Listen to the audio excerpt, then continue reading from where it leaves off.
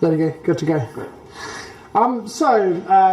Just, as Christian says here, to present Dfinity, which is another world compute platform.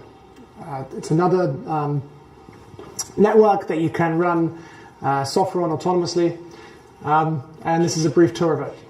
So just firstly, our mission is to extend the Ethereum ecosystem. We don't believe that it's one size fits all. You can have completely, you can have systems with very different properties. And we saw this with the Bitcoin system. People wanted to believe there was only ever going to be one system, and of course now we've seen that there are lots. And the reason for this is different users value different properties, right? So Dfinity extends Ethereum into new areas, and the first one is from ungoverned into governed. So Ethereum has this ethos of the code is law, and when you want to upgrade the protocol, it requires a hard fork, which involves a lot of community coordination. And this provides a certain kind of security guarantee. But there's also a segment of the potential user base of these systems that actually want governance. And we introduced something called the blockchain nervous system, which becomes the highest law over and above the code is law. So this is like a sort of fundamental difference between Ethereum and Dfinity. Ethereum is ungoverned, Dfinity is governed using this thing called the blockchain nervous system. There's also a lot of talk at the moment about the network layer, and Ethereum is working on this thing called Casper, which you might call availability favoring, whereas Dfinity has these things we call crypto 3 techniques that are scalability favoring. And the reason is we're targeting hosting open versions of mass market infrastructure like Twitter, Uber, Gmail, even web search. So necessarily we pursue a slightly different set of technical choices at the network layer. So short-term objectives, funding and supporting the development of shared components. So Dfinity is Ethereum compatible, uses the EVM. If you take some code from Ethereum, you can run it on Dfinity. There's no choice that has to be made in that respect. So, Dfinity has a foundation in Switzerland. It's already raised some amount of money, and it'll raise more. And a lot of that money will just go into funding the development of shared components, such as the EVM itself.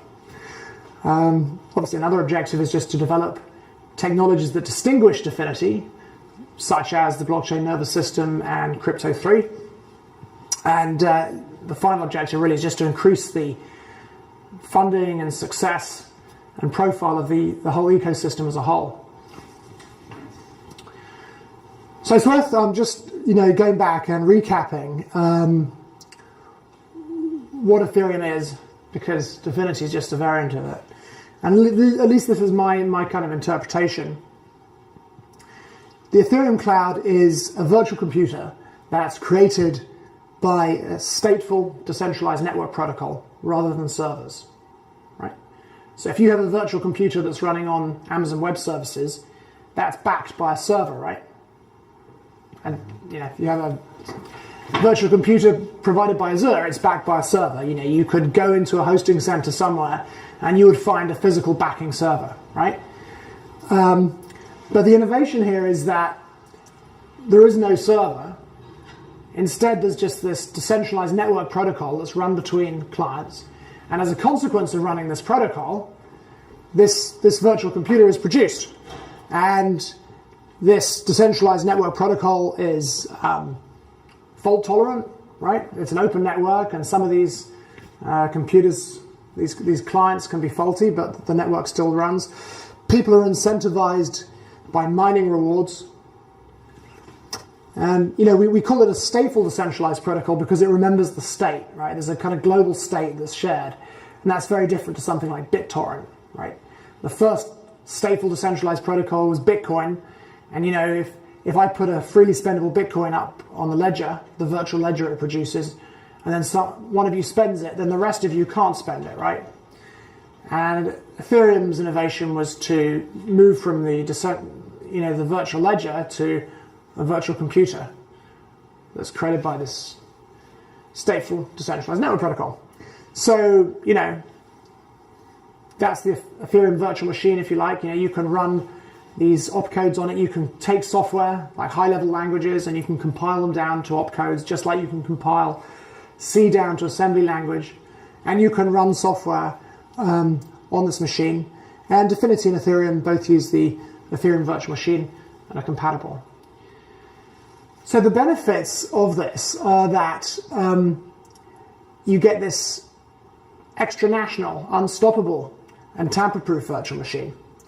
And it's extra-national because there are no servers, right, backing it up. The virtual machine is backed by decentralized protocol execution, just lots of clients chatting to each other effectively. So that has another property, which is that the virtual machine is tamper-proof. It doesn't have a physical location, so you can't tamper with it. Like if you had a virtual machine hosted on Amazon Web Services, in principle, if you had access to the hosting center, you could just go to the backing server and you could start fiddling with the hard drive and modifying software and doing whatever you liked, right?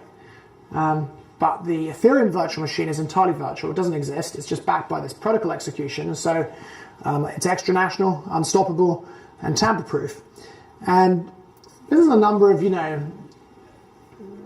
interesting applications. You can create unstoppable, more reliable systems, open and permissionless systems that people can, share. You can create autonomous app coin systems, like you might create a decentralized version of Uber, right? And you might incentivize riders and drivers using app coins. People might be able to buy tokens in it. And this thing essentially would be, a version of Uber without a company at the center, right? Just this decentralized peer-to-peer logic running on the virtual computer. And this would mean that instead of drivers paying 28% of their ride fee, they might be able to pay 1%. And, the thing could expand internationally very quickly in principle, right? Because you wouldn't have to ask the permission of the Paris Taxi Drivers Union, right, to provide services there. People could just connect from their smartphones. Business, finds this kind of thing very interesting too. There's the potential to remove trusted intermediaries from things like financial exchanges. And the reason we haven't seen that happening so far is simply because there isn't a stable cryptocurrency. So the main limitation on the growth of Ethereum is the lack of a stable cryptocurrency. And that's the number one reason. If there was a stable cryptocurrency on Ethereum, we'd have already seen an explosion of decentralized financial applications. So this is what we introduced. We introduced governance by this thing called the blockchain nervous system. And we'll explore how it works in a bit, but it's fully decentralized, and it can freeze forbidden systems. It would freeze the forbidden systems like vice or violence, right, as directed by a constitution. It can mitigate and reverse hacks, right? So essentially, it has privileged access to the virtual machine, and it can use this privileged access to be a kind of super user. It could. When something like the DAO happens, it can freeze the aberrant contracts, right? Child contracts in this case, and then, run arbitrary code to reverse the problems. So, for a lot of businesses, this is much more acceptable. Like if you've got a very big business and you tell them, look, hey, why don't you put $60 million in tokens onto the blockchain? But just be careful, because if you get hacked, okay, there's no way of getting it back. The code is law, and all you can do is follow your money around the blockchain using a block explorer. Right? That just doesn't wash for business. Also, a lot of naive consumers, do have difficulties with the code is law. A lot of people who invested into the DAO can't even read code. So why should they therefore be, in effect, held responsible for the failings of a developer who left a security flaw in the system? And there are a bunch of other things. You can get better user experience in some ways too. The trade-offs obviously are that you've got less anarchy, you've probably got a little bit less sovereignty, and what if the blockchain nervous system makes bad decisions, right? That'd be bad too. So the other thing that we introduce is this Crypto 3 stuff, which has a much greater focus on scalability. So what this diagram shows is a new client joining the decentralized network, and then the overall compute capacity of the machine scaling up, right? And nothing does this at the moment. They all have fixed capacities, which is a very big limitation, right? Especially for us, because we want to host mass market services like Gmail, Uber, Twitter, even web search, right? So if you can scale out your virtual machine, you basically enable this sort of profound re-engineering of business. And that runs right the way across corporate applications, taking supply chain and making that more optimal, through to completely reinventing, mass market services such as Uber, Gmail, web search, and so on, or even commercial banking. I'll mention that later. So the question then arises, how to organize 1 million plus mining clients, right? So if you think about the Google Cloud Platform or the Microsoft Azure Cloud Platform, both of these platforms have more than 1 million servers in them, right? And the challenge is to organize a similar number of mining servers, or clients rather, in order to produce, a virtual machine that has vastly more compute capacity. And remember at the moment that nobody does this, right?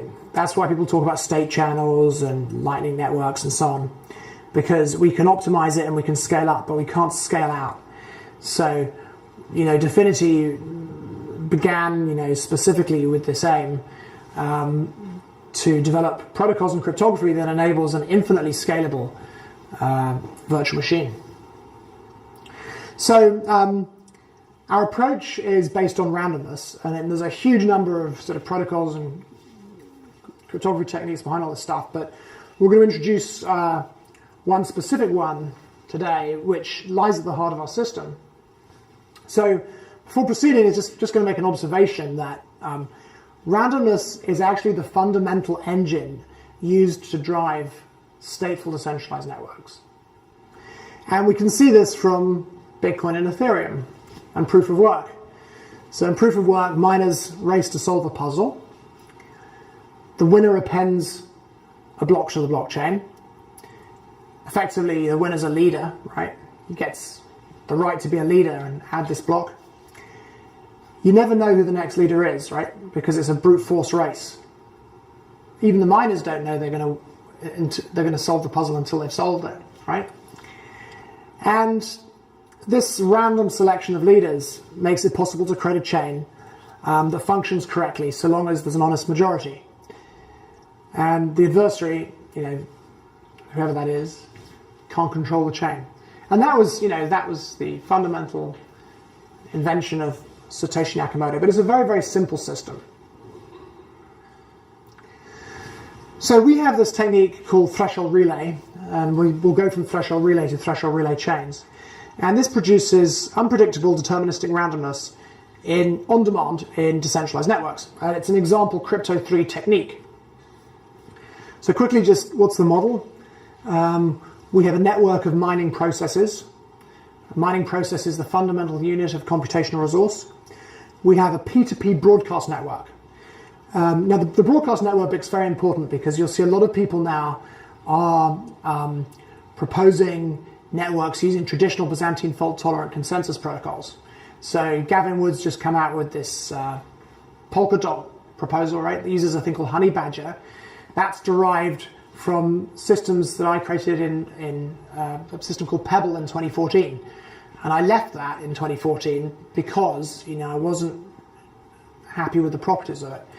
And if you want a point-to-point network, it's more vulnerable in a number of ways, and those old protocols also don't scale. Anyway, so we're assuming a P2P broadcast network like Bitcoin and Ethereum has. Each process in this network has a mining identity, which is a kind of public key, with some metadata attached. And these identities mediate participation, right? So in a private network, if you're using Dfinity technology to create a private network, these identities would be given out by a trusted dealer, right? The corporate administrator or something like that. But in a public network, mediation is created by forcing people to make a security deposit to create an identity, right? So it's a kind of proof of stake. And we've got some other things too, which I won't go into, called USIDs, which hold them to certain guarantees about the computational resource that they provide. And we assume massive network size. We always assume more than 1 million. It has to work with a smaller number of servers, but it also has to work with a virtually unlimited number of clients. So the next thing we do is we organize this network of processes into groups. And each process is a member of multiple groups, and the groups intersect.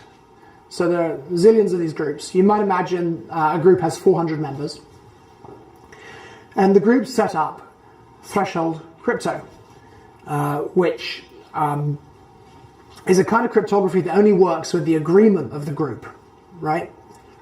So a group can set up, for example, a threshold signature algorithm, right? And the consequence of this is that the group gets a public key, right? And the group can sign messages if a threshold of the group agrees, right? So we set our threshold to 51%. So, in order for our groups to sign a message, 201 of them have to agree to do it, right?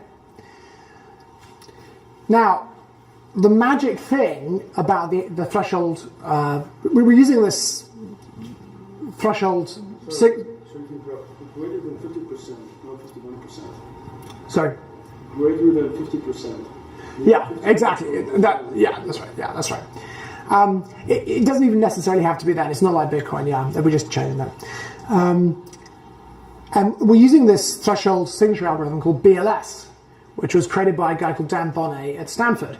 And this has a very special property, okay, which is that whichever 51% of the group collaborate to sign a message, the signature is always the same, right?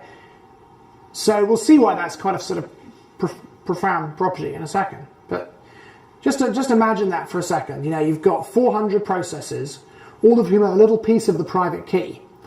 And the group, and those 400 processes in the group have a public key representing them. And they can sign messages, and that signature can be validated against their public key. But in order to create this signature, only 51% of them have to agree. And whichever 51% of them collaborate to create this signature, the signature itself will always be the same, right? Now, the power of this, when you consider that the signature must be a random number, right? Now, obviously, if it wasn't a random number, like, for example, if you had a public key, and if I could predict what your signatures were, I could sign for you, right? So it wouldn't be secure. So by the properties of these signature schemes, the signatures have to be random numbers. So that means that the group, by agreement, can produce a random number. Whichever portion of the group collaborate to produce this random number, it'll always be the same random number. They can't influence it. And everybody can validate that the group has produced the random number correctly, because it's a signature, right? So you can validate it against the public key. So this random number can be used very simply to select the next group, right? You just modulo the random number by the length of the set of groups, right? And you just select the next group. So the next group Yeah. Quick question about the So is it going to be the same if 2/3 versus 3/4 sign it, or would that be different? It depends on the threshold. So you set a threshold that need to collaborate to create it. But as long as it's above the threshold, it creates Yeah, the same? exactly. 100% versus 51%, same output. Yeah, and in fact you need that proportion, otherwise you can't produce the signature. Okay. So yeah. And the beautiful thing is they don't have to run a consensus protocol to do this, right? All they need to do is create their signature shares and broadcast it in the network. And all you need to do is collect a sufficient number of signature shares, and you can combine them to make the signature. And let's say you and I are in different parts of the world. We might collect totally different sets of signatures from the group, right? But it doesn't matter. When we combine them to make the threshold signature, it's the same. And it's a signature, so it's validatable, and it's a random number. So, and that, yeah. So anyone that gets the threshold number of pieces can choose, like, I want to move things forward, and I'm going to... Yeah, totally. Exactly, yeah. And, this random number that's produced can select the next group, which can sign that previous signature to create a new random number. And it's completely deterministic. So you have this deterministic sequence of numbers with the randomness being released on the agreement of the groups, or a sufficient proportion of the groups, right? So the proper term for this is verifiable random function. And the numbers produced by the verifiable random function, or VRF, are verifiable using the group public key. New values are produced on the threshold agreement. And the beautiful thing is this is unmanipulable and unpredictable, right? No electrical call-off. Yes. So, this is kind of what it looks like.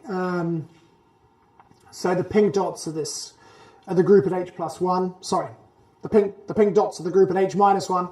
Excuse me. And the message is the signature from H-2.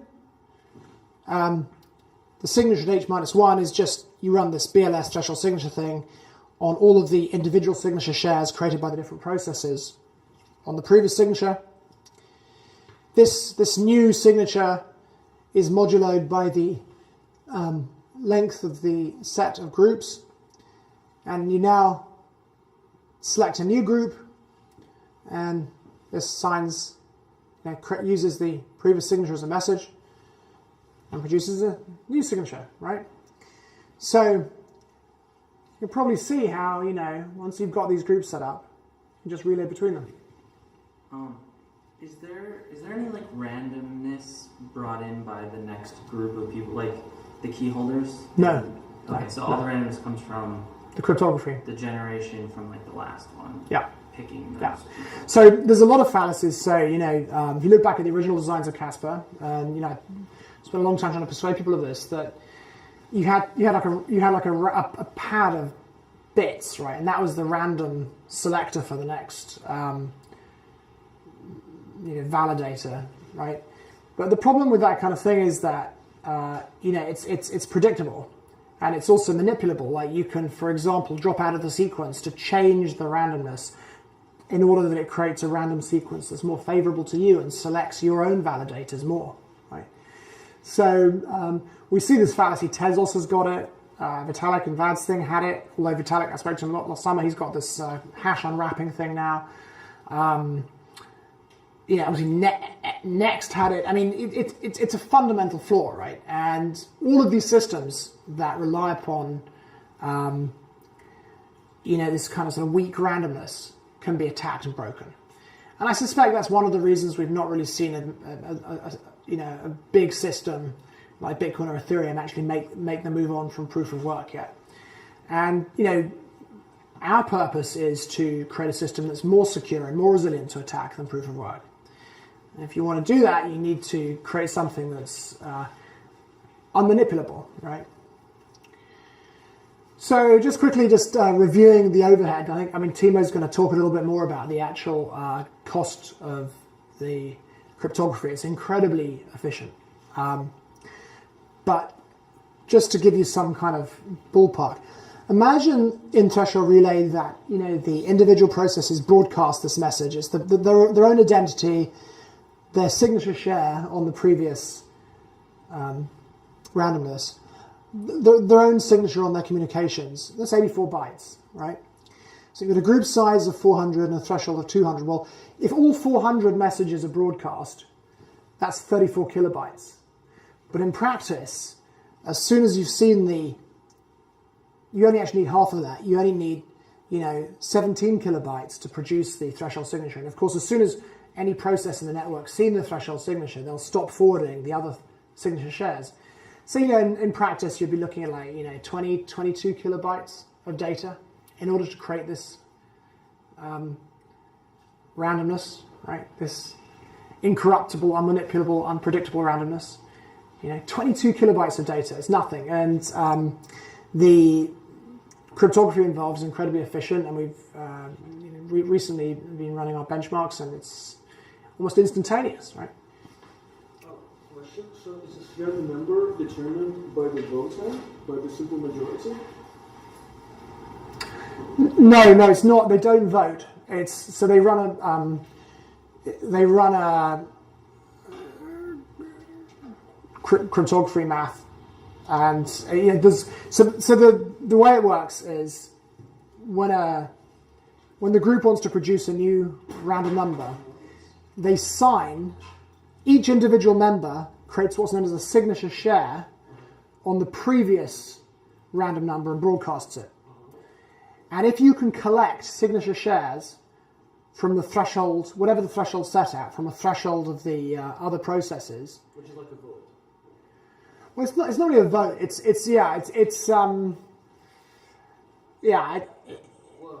a kind of complex thing, and you could spend it's advanced cryptography. It's like advanced cryptography. Yeah, I mean, like a voting wouldn't give these properties. The magic of this is that the group cannot choose what signature it produces. There is only one signature that the group can produce, as determined by its public key. So, the group has a public key, and with this algorithm, there is only one possible signature on any message. It's completely deterministic. It's unique and deterministic. And that signature, that single signature that's possible, can be produced on the agreement of a threshold of the group members. And when I say agreement, that's perhaps a bit misleading. All you need to do is collect signature shares from the threshold, and you can combine them to make this, new signature, right? So it's a method of creating a random number when each individual node is unable to create a random number, a truly random number. Or can't be trusted. It's just a sequence of, it's a completely deterministic thing, right? There's no machine or human manipulation of this thing possible. The randomness is created by the math. It's a verifiable random function. And if you like, given the set of groups, that random sequence is predetermined. It can never be any different. It's released upon at each stage the agreement on the threshold of the group. So in our case, we're saying if half of the group, just over half the group, creates a signature share, the next random value is released.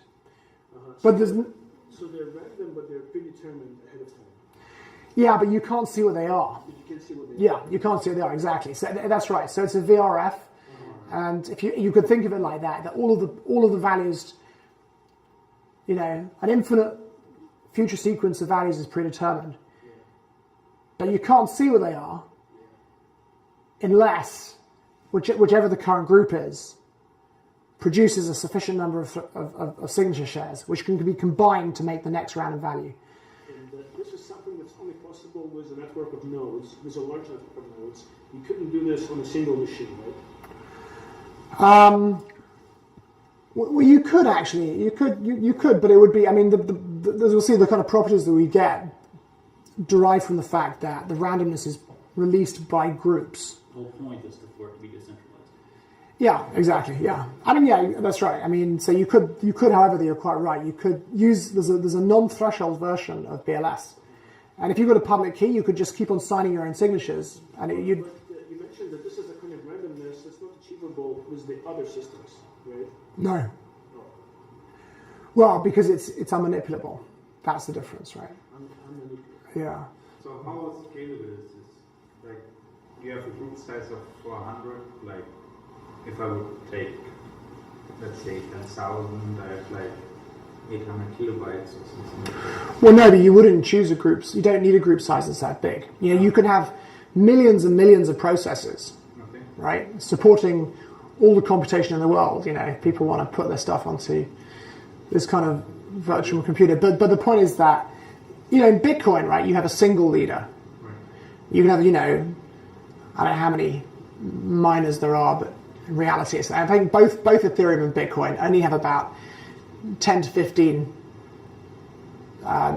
primary sources of blocks, right? Because everyone uses mining pools. But in principle, with Bitcoin, although that's not the case with Ethereum or Bitcoin, in principle, you could have millions of processes in the Bitcoin network all mining away, right? But, you know, only one of them would solve the puzzle, right? And that would be the leader, right? So, you know, you can think about this as being something similar, except instead of having a single leader, we have a group of kind of 400 that are creating this random sequence. But that group is randomly selected, and it relays between these groups. And the groups can produce this randomness extremely efficiently, right? So, you know, when each of the group members signs, creates a signature on the previous randomness, the message is only 84 bytes. So, you know, in total, only 34 kilobytes of message data can be produced anyway to create the next random number. But in actual fact, you only need half of that, 17 kilobytes. And people, once they see the threshold, you know, once they see the signature appear, the threshold signature appear, they'll stop forwarding the shares. So, you know, it's like 20, 22 kilobytes of data. That's how much is. It's nothing, right? It's nothing. You know, you don't even think about it. I mean, right? In the big picture, like 22 kilobytes of data to bring a vast network to kind of consensus is nothing.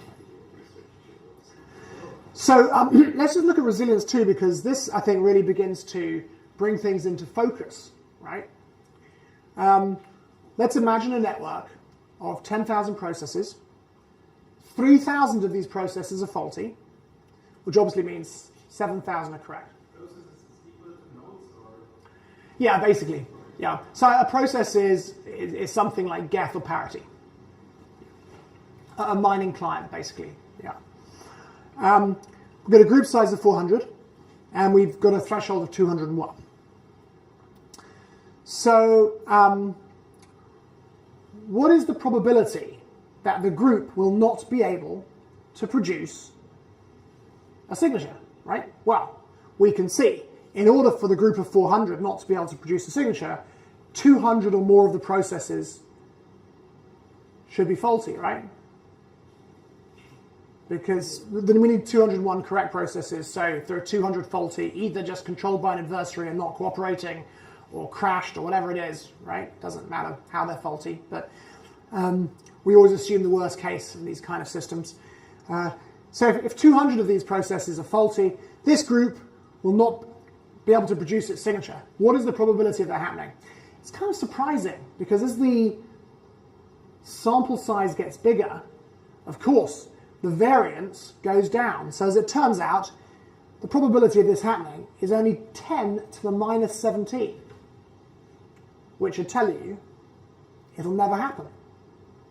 To all intents and purposes, for practical purposes, it's impossible. It'll never fail, right? There's an overwhelming probability that a group will always be able to produce its random number if it wants to.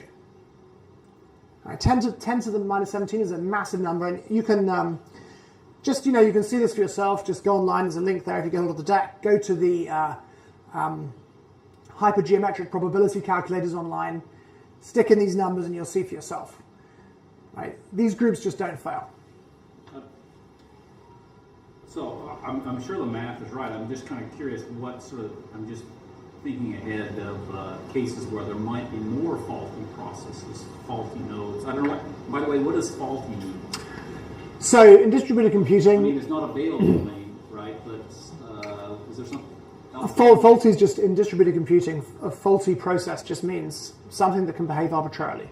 So you always assume the worst case, and there's an adversary who controls them all. So in this case, we're assuming, for example, that 3,000 processes in the network of 10,000 processes are controlled by the adversary, and he just switches them off, for example.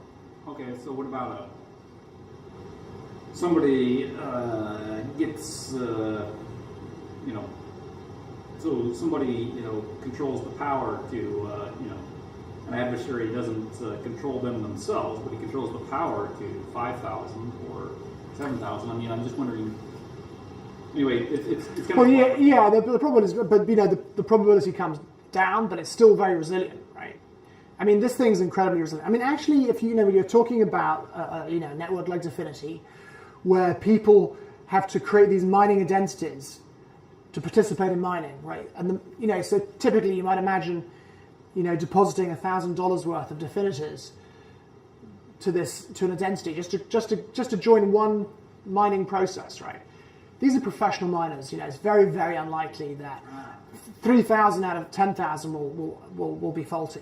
Okay. The only way this would happen, this wouldn't be an adversary. This would be something like a massive internet outage. And this is one of the key differences between Casper and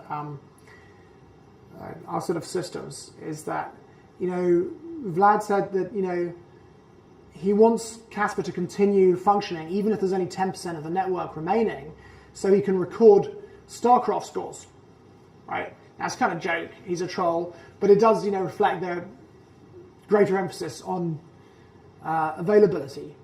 Whereas, my belief is that, if you've lost half of the internet, then maybe you're better off stopping, right? And anyway, we need the properties that we have in order to create a scalable network. So that, reflects just another one of those trade-offs, right? In the same way, Ethereum is the coder's law, Dfinity has the blockchain nervous system, Casper favors availability. We are incredibly resilient, but we do stop. If you get down, if half the group disappears, we can't continue. And in that case, I guess you just wait for the 200 to arrive back on the network. Yeah, exactly. Wait for them to come back online, yeah. So hypothetically, you could build in a fallback threshold if the internet was suddenly shattered at a global scale. There are actually ways of doing it. Yeah, you can have even bigger groups, which act like watchdog chain. You can have multiple threshold chains, some of which are watchdogs. But ultimately, in such a situation, if they were permanently offline, that would be a good reason for miners to reconfigure their software. I think that's something the software shouldn't handle because. So that's the point at which it's like, all right. Yeah. Totally, whatever it is, because it could be, for example, we're actually going to run a Dragon chain in China and a Western chain to avoid the performance degradation of the firewall. But if you did run a single chain that spanned those areas, and there was military hostilities in the South China Sea, both China and America have these cyber warfare internet kill switches, and the two networks would become isolated immediately. And if with Ethereum currently and Bitcoin, you'd get a fork on both sides of the Pacific, right? Or a branch, the system would fork and you get a branch on both sides of the Pacific, and that would continue for as long as the network connections were down, and then when they were restored, one side of the fork would collapse. And if you were on the wrong side, you'd lose all of your transactions, and you'd be constantly guessing, am I on the right side of the fork? Does my side of the fork have the most mining power? Dfinity, if you did create a network that spanned China and the West, would simply probably stop in such a situation. And then it would be for the miners themselves to evaluate the political situation, the likelihood of the network coming back, and so on, and then decide what to do. And it feels like, to me, that's a better way of handling a situation like that. That some situations require human intervention. We shouldn't always just continue going, whatever the case, because at the end of the day, especially if you've got a system of forks, some group of users are going to get very hurt. So now we've seen how threshold relay works. Let's extend this. Sorry. I was just going to ask, can validators come on and off are validators like produced at some point, or like So you would on and offline? well, you would create a valid. You would create in Dfinity. You create a mining process by creating a mining ID, and you do that by making a security deposit. And that process is required to participate in the network. But if you want to leave the network, you would file a leaving transaction, and after a certain amount of time, your deposit would be returned to you, and your process would be offline. But the total number of processes affects like that modulus algorithm, right? yeah, so the system manages its groups, and it has, if you look at the chain, you can see what the current set of groups is, and you can see what the current set of mining processes is. And the groups can lose some members before they have to be expired. So a process, when it wants to leave, the owner of that process, that mining process, posts a leaving transaction, and the algorithms handle the rest. If that resulted in a group having too few members remaining, the group would be mothballed, basically. So what we're going to do now is we're going to see how we can take threshold relay and extend it to create a blockchain using something I could call a probabilistic slot protocol. And this thing, has incredible properties. So let's just start thinking about this. So once a group is selected, the members start their stopwatches, right? So we're a block height h, and here's the signature from block height h minus 1, right? Here's the signature that's the random number from the previous block height. And these are some processes in a group that have started their stopwatches. 1 second, I'm going to drink of water.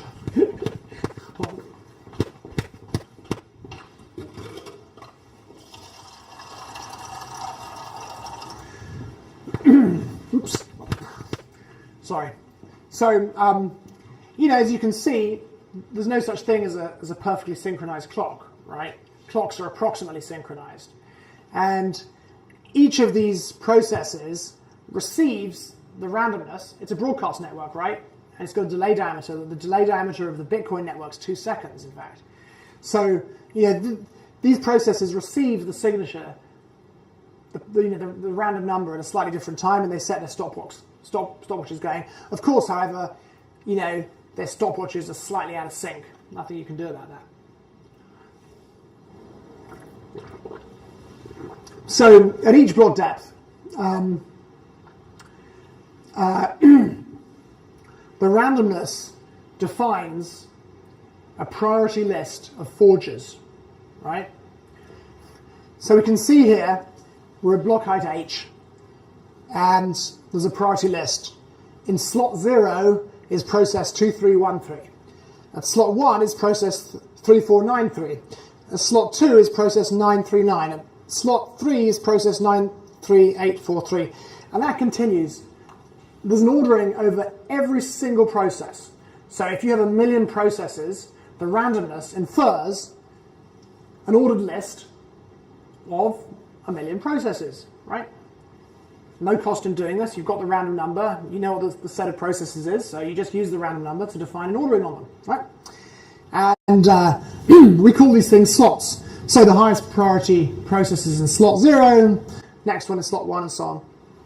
And we also give them a kind of publishing time. So we say that the process in slot 0 can publish his block after 6 seconds, process in slot 1 after 7 seconds, and so on. And this is configurable. And it's actually possible, by the way, in a relay network, to have them all publishing their blocks at 6 seconds simultaneously, right? And we'll see there's a priority. We can prevent that jamming the network by having processes only relaying blocks that are high priority. Anyway, for now, I'll just go with this assumption. So, this continues ad infinitum. At each different block height, we define an ordering over all the processes, right? A priority order of the processes. So obviously I can't show it here, but if there's a million processes in the network, each of these columns would continue, right? It's an ordering over a million processes. And this continues for every block height. So let's introduce some scoring for the slots in order to see how we can converge, right? So correct processes are processes that follow the protocol. Obviously faulty processes can do what the hell they like, right? The correct processes follow the protocol. Correct processes will always try to build on the highest scoring chain. So if they see multiple chains, they will choose to build on the one that has the highest score. And we're scoring them like this. We're saying slot 0 has 1 point, slot 1 has half a point, slot 2 has quarter of a point, slot 3 has an eighth of a point, and so on. Actually, again, there are different ways, there are different scoring systems possible, but this is a pretty good one. So here we can see a chain which is rooted in slot 0 at height h, right? Slot 0, height h. But at a block at h plus 1, 2 different blocks appear, right? And now we've got a fork. And the orange chain is, is rooted in slot 0, goes to slot 1, goes back to slot 0, goes down to slot 2, back to slot 1, right? Green chain, rooted in slot 0, continues at slot 0, goes to 1, continues at 1, goes back to slot 0, right? So if you score these, what you find is that the green chain is plus 4 points, right? And the orange chain is plus 2 3/4 points. So a correct process would prefer to build on the green chain. That's the best parent, right? So there are various nuances to this and reasons why you choose this kind of scoring scheme, but you can probably see that this is something that looks like it might converge, right? And this isn't actually what we use entirely, but you can see that if all processes just behave in this simplistic manner and they just build upon the highest scoring chain, we're going to converge, right? Because we're always assuming that a majority of the processes are correct, right? So, the probability is that the next process in slot 0 is going to be correct, and it's going to choose the highest scoring parent, and consequently we're just constantly going to converge back. Now, actually we don't just use this scoring. We use something that's much, much more powerful, which is the time-stamping capacity of the groups. Those threshold groups, those groups that are producing threshold signatures to create randomness, don't just sign the previous randomness. They also sign the blocks, right? And a block is only valid if it's been signed, right? So this is the very, very simple algorithm. And there are variations on this possible, but this is one of the simpler ones, and it's pretty good. So this is what a process does that's inside the group. It's at height h. If it receives a block at h from some process, it looks, has it already signed a higher scoring chain? If it's already signed a higher scoring chain, ignores it. Okay, it hasn't signed a high scoring chain. Checks the block is valid, and that P's slot is ready, right? That the P hasn't received this block before P's slot, according to a stopwatch. And if it's all okay, it broadcasts a signature share on the block. Call that like block timestamp amplification. So long as the group member receives a block that represents a higher scoring chain than anything it's seen before, and the block's valid, it will broadcast a signature share on this block, And of course, in practice, because we've got a block time of like 6 seconds, all of these, there'll be a whole bunch of blocks queuing up, right? And it's just going to select the highest scoring one, right? But anyway, generally speaking, whenever it sees a high scoring chain head, that's valid, it assigns it. Meanwhile, if it receives a threshold signature on a block at H, i.e., because when these processes are broadcasting their signature shares, it's also possible to combine them to create a threshold signature on the block, like the actual group signature on the block. If it sees a group signature on the block, right, it then broadcasts the signature share on the randomness. It transitions into the threshold relay, broadcasts the signature share on the randomness, and when it sees a block at the next height, H+1, that's been signed by the group, it just stops. The group becomes inactive, right?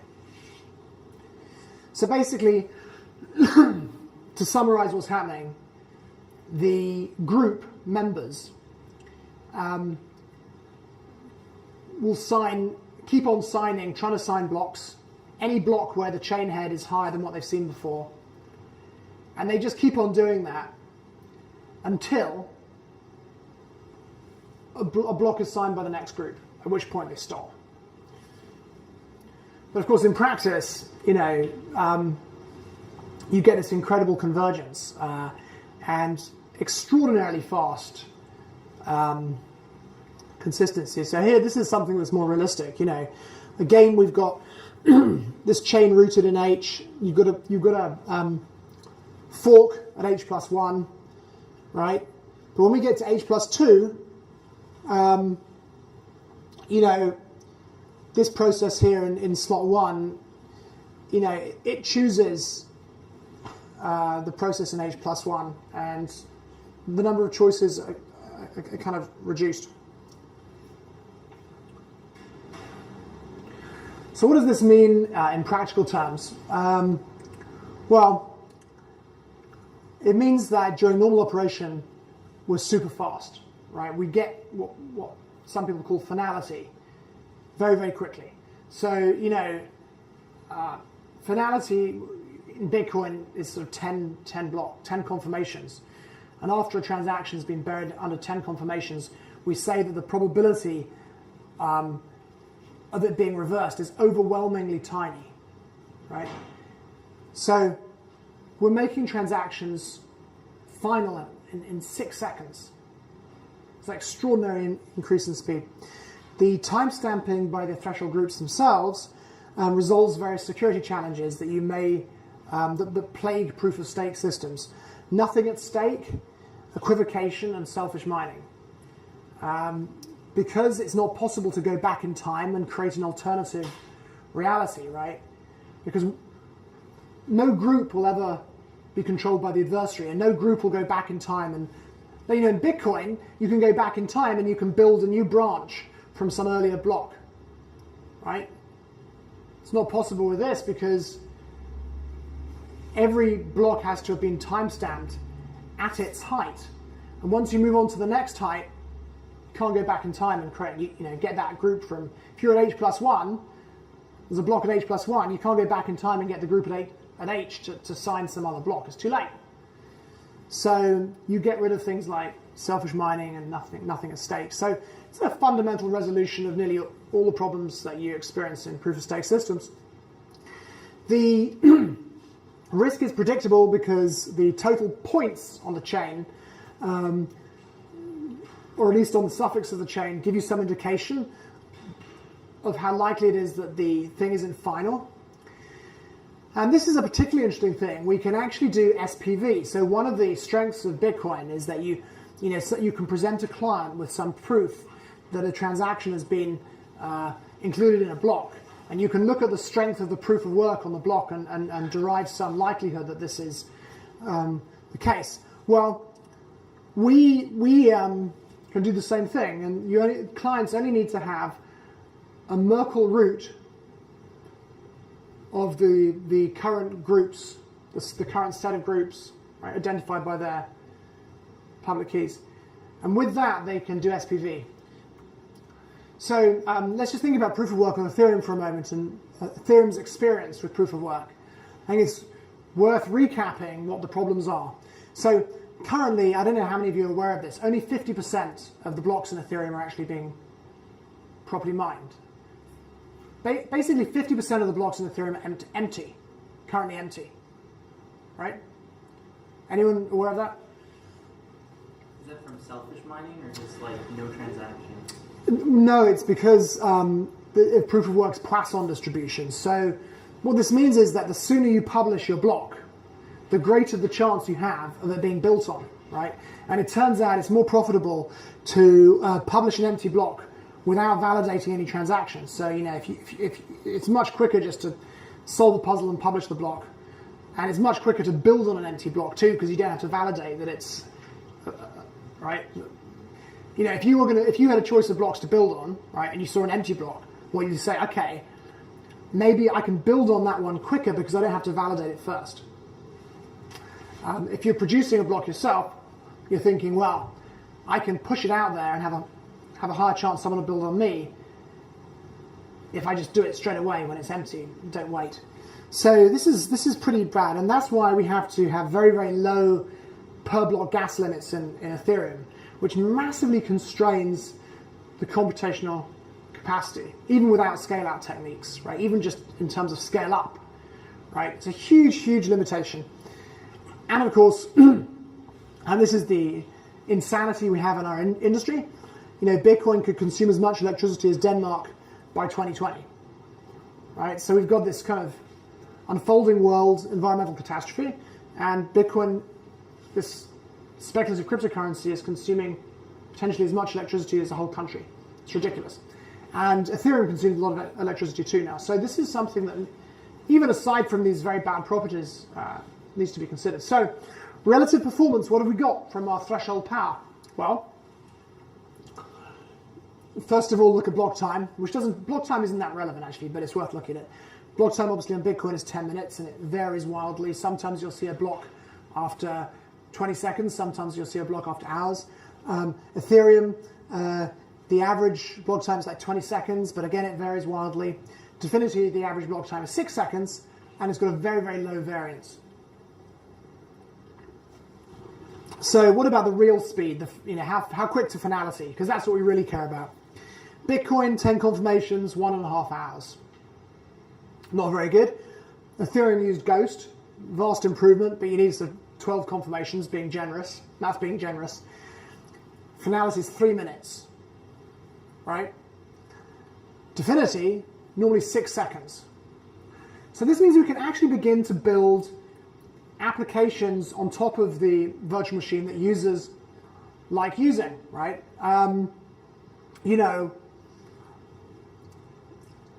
We experimented creating, continuous double auction financial exchanges on top of Ethereum, and you have to create all these user interface features to show the user that what you're showing them might not be final. And you have to sort of incorporate this whole notion of reorgs into the interface design, and it's difficult, right? And it's very confusing for users. Oh, look, I can see what it looks like. I put my order in. Hang on, where's my order gone, right? It's been reorged, right? And, this move from 1.5 hours to 3 minutes to 6 seconds, for the first time, it means that it'll be possible to create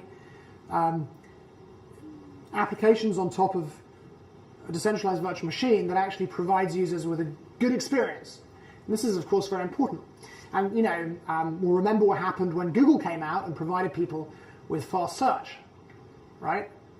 People didn't want AltaVista and Lycos and all those other terrible search engines anymore because they wanted the speed and they wanted the good search results. Finally, gas throughput. Of course, Bitcoin doesn't have any gas, Ethereum, due to this Poisson distribution problem, the amount of, these empty blocks that are being mined and so on, the gas limit is tiny, right? So, minimally, when we have our copper release, which is just threshold relay chain, minimally, the gas limit will be 25 to 30 times higher.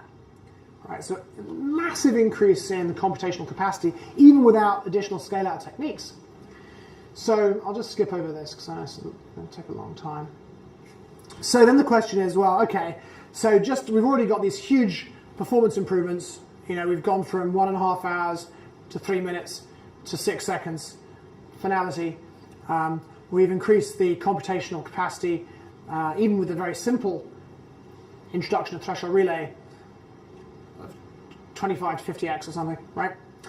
How about scaling it out? Because of course what we want to do is we want to host Twitter and Uber and search engines and all that kind of stuff, right? So this is the basic architecture. I actually presented this at DevCon 1 in London. No one took much notice. This work's been going on for a long time. So, generally speaking, good computer science involves separating concerns so that you can address each different concern optimally and decoupling them. So we kind of do that with this, but it's also a necessary result of the needs of scaling. So we have a top-level consensus layer, right? And you can imagine that this is in fact a threshold relay chain. And this threshold relay chain has two main purposes. One, it stores metadata. That's it. It'll store, transactions that join a new process or group to the network. And it'll store a single global state route, for example. And that's pretty much it. Maybe some other stuff, but that's the main thing. And the other thing it does is it produces this random beacon, right? And, we've just been talking about how we have this incorruptible, unmanipulable, unpredictable randomness. And this actually, as it turns out, is essential for organizing this thing called a validation tree, which is comprised from these things called validation towers. This validation tree provides scalable validation. It does for validation what Merkle trees do for data. And with the validation tree, we can validate any amount of state. And just, if you're wondering, down the bottom here, we've got the storage layer, we've got these shards, and these shards are receiving transactions, and then they're passing up the transactions, the data they've read, and the stuff that's been written, the state transition. They're passing that stuff up to the bottom level validation towers, which are validating those transitions. And then those validation towers are passing their own digests, if you like, up to higher level validation towers, which are, effectively like combining hashes in a Merkle tree. And this continues until you've got a single kind of state route, right? And, when people want to verify that a transaction has been included or some data exists in the state or whatever, a Merkle path is then provided relative to this single state route. But the nice thing is that all of these validation towers, proceed independently in asynchronously. They're driven by this sort of heartbeat of the random beacon, but they're able to proceed independently. You could have this validation tower could be stalled, but these other ones could be functioning, and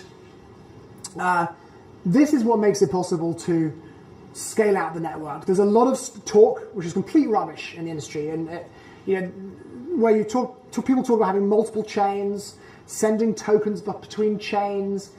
Doesn't work, because what will happen in practice is if one of those chains becomes corrupted, it can then start exporting bad data to the other shards, right? You need to have global security. So just because you have shards doesn't mean that you don't need to have a single global validation system, right? So that's what we have. We have an unlimited number of shards, unlimited amount of state processing going on. However, we also have a single global validation layer, right? That's a bit like a Merkle tree and ends up producing this single state route that's then stuck in a threshold relay chain. I don't know of any other way of doing it. So are the transactions at the bottom, though, who's validating the actual transactions? Well, the shards obviously want to not go bad, so they receive transactions and they apply them to the local state. But in order for the state to be recorded as final by the network, the transitions have to be validated. So, the shards, are constantly receiving transactions, applying them to the state, and then they're passing those transitions up to validation towers, which are validating them. And the validators rerun all of that computation now? Yeah. Okay. So, these things aren't efficient as a server. But remember, the efficiency doesn't come, the main thing is it scales out, right? It's computationally expensive, but the expensive technology systems doesn't come generally from the technology, it comes from human resources and people. If you look at a database system in a company, right? You might even get the database software for free. Okay, then you go and buy a bunch of high-end Proliant servers. Okay, so you look at it and go, well, that's expensive. I just bought like 10 Proliant servers, and now I'm making myself a database cluster, and I'm powering my corporation off it, whatever. But, that's not the expense. The real expense is all the people, the administrators who ensure, continuity in the event of a disaster, who manage the backups, who configure the machines, who ensure that the network's secure so some hacker can't just log on to the SQL prompt and delete everything, right?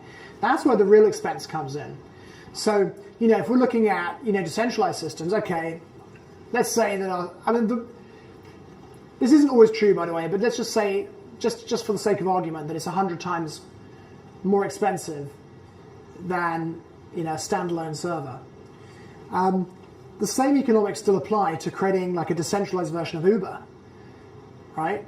The expense of Uber isn't the technology. I could program a functioning Uber system in 6 months. You get a production ready. It's simple. It's just a frigging client with a map to get the routing off Google APIs.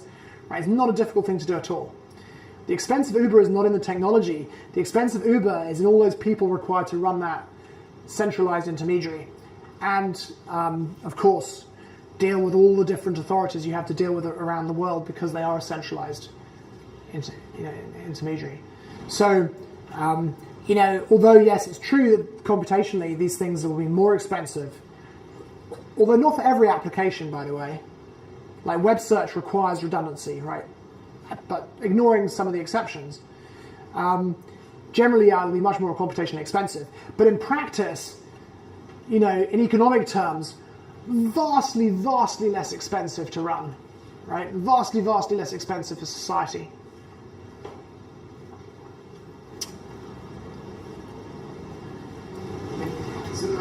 Sorry, I didn't understand fully. So, in the end, still every node has to run every computation? No, of course not, because that wouldn't scale. So yeah, I always assume that you have 1 million plus processes a second. I forget how many. I think there's like 6,000 tweets a second or something, right? So there's no possibility that every process could possibly see every piece of data or transaction. So, but every node or miner could be assigned to every group, right? Or to every shard. So in principle, it must be ready to. Well, so that every node has yeah, okay. So each process, if you like, has three sub-identities. You can think of it like that, right? So one sub-identity involves the consensus layer, and that's how you're assigned to these threshold groups. One identity involves the validation layer, and that's how you're assigned to build new levels in these things called validation towers. And one part of the identity involves the storage layer and which shards you're assigned to. So we're looking eventually again something called micro-sharding, which is a little bit different, but same thing. You can imagine it would also work this way, that each process belongs in only a single shard, for example. And does that change from time to time which storage shard you're depending on the design, there are different designs possible. Yeah. But essentially each process wears 3 hats. That identity, if you like, has 3 sub-identities. One involves the threshold relay chain that can being assigned to these groups, which are intersecting. One involves this thing called the validation tree and the validation towers, which I won't try and explain now because it's a whole new kind of branch of Crypto 3, but essentially the towers involve a sequence of levels, and the random beacon randomly assigns processes to build the next levels on these towers. So you can think about it that each level might be built by 5 processes, right? and they validate not only the transitions that are passed to them, but some number of levels down. And once they've built a level in the tower, they become economically inactive until their own level's buried. And it's a whole different thing, but these towers can run independently of each other, but the output from the towers, the output from multiple towers can be combined by another tower, right? And that's how you create the tree, and that's how you end up with a single state root. And that's the beautiful thing. They can validate each other's output. So it sounds like, just like from a high level, part of like the random generation can like pick processes to have like a part in the validation process. It sort of assigns. Yeah, exactly, Okay. exactly. So you know, the whole thing is driven by the randomness, and this is one of the reasons. I mean, as it happens, you know, threshold relay chains, frankly speaking, they make every other design I've seen completely obsolete. You know, it's a provocative statement, but if you look at the performance properties, right, and the security properties, they're just vastly superior to anything else that's been seen. But one of the reasons, though, that we wanted this incorruptible, unmanipulable randomness is specifically so we can drive these other systems. And unless you have that, you can't really do it.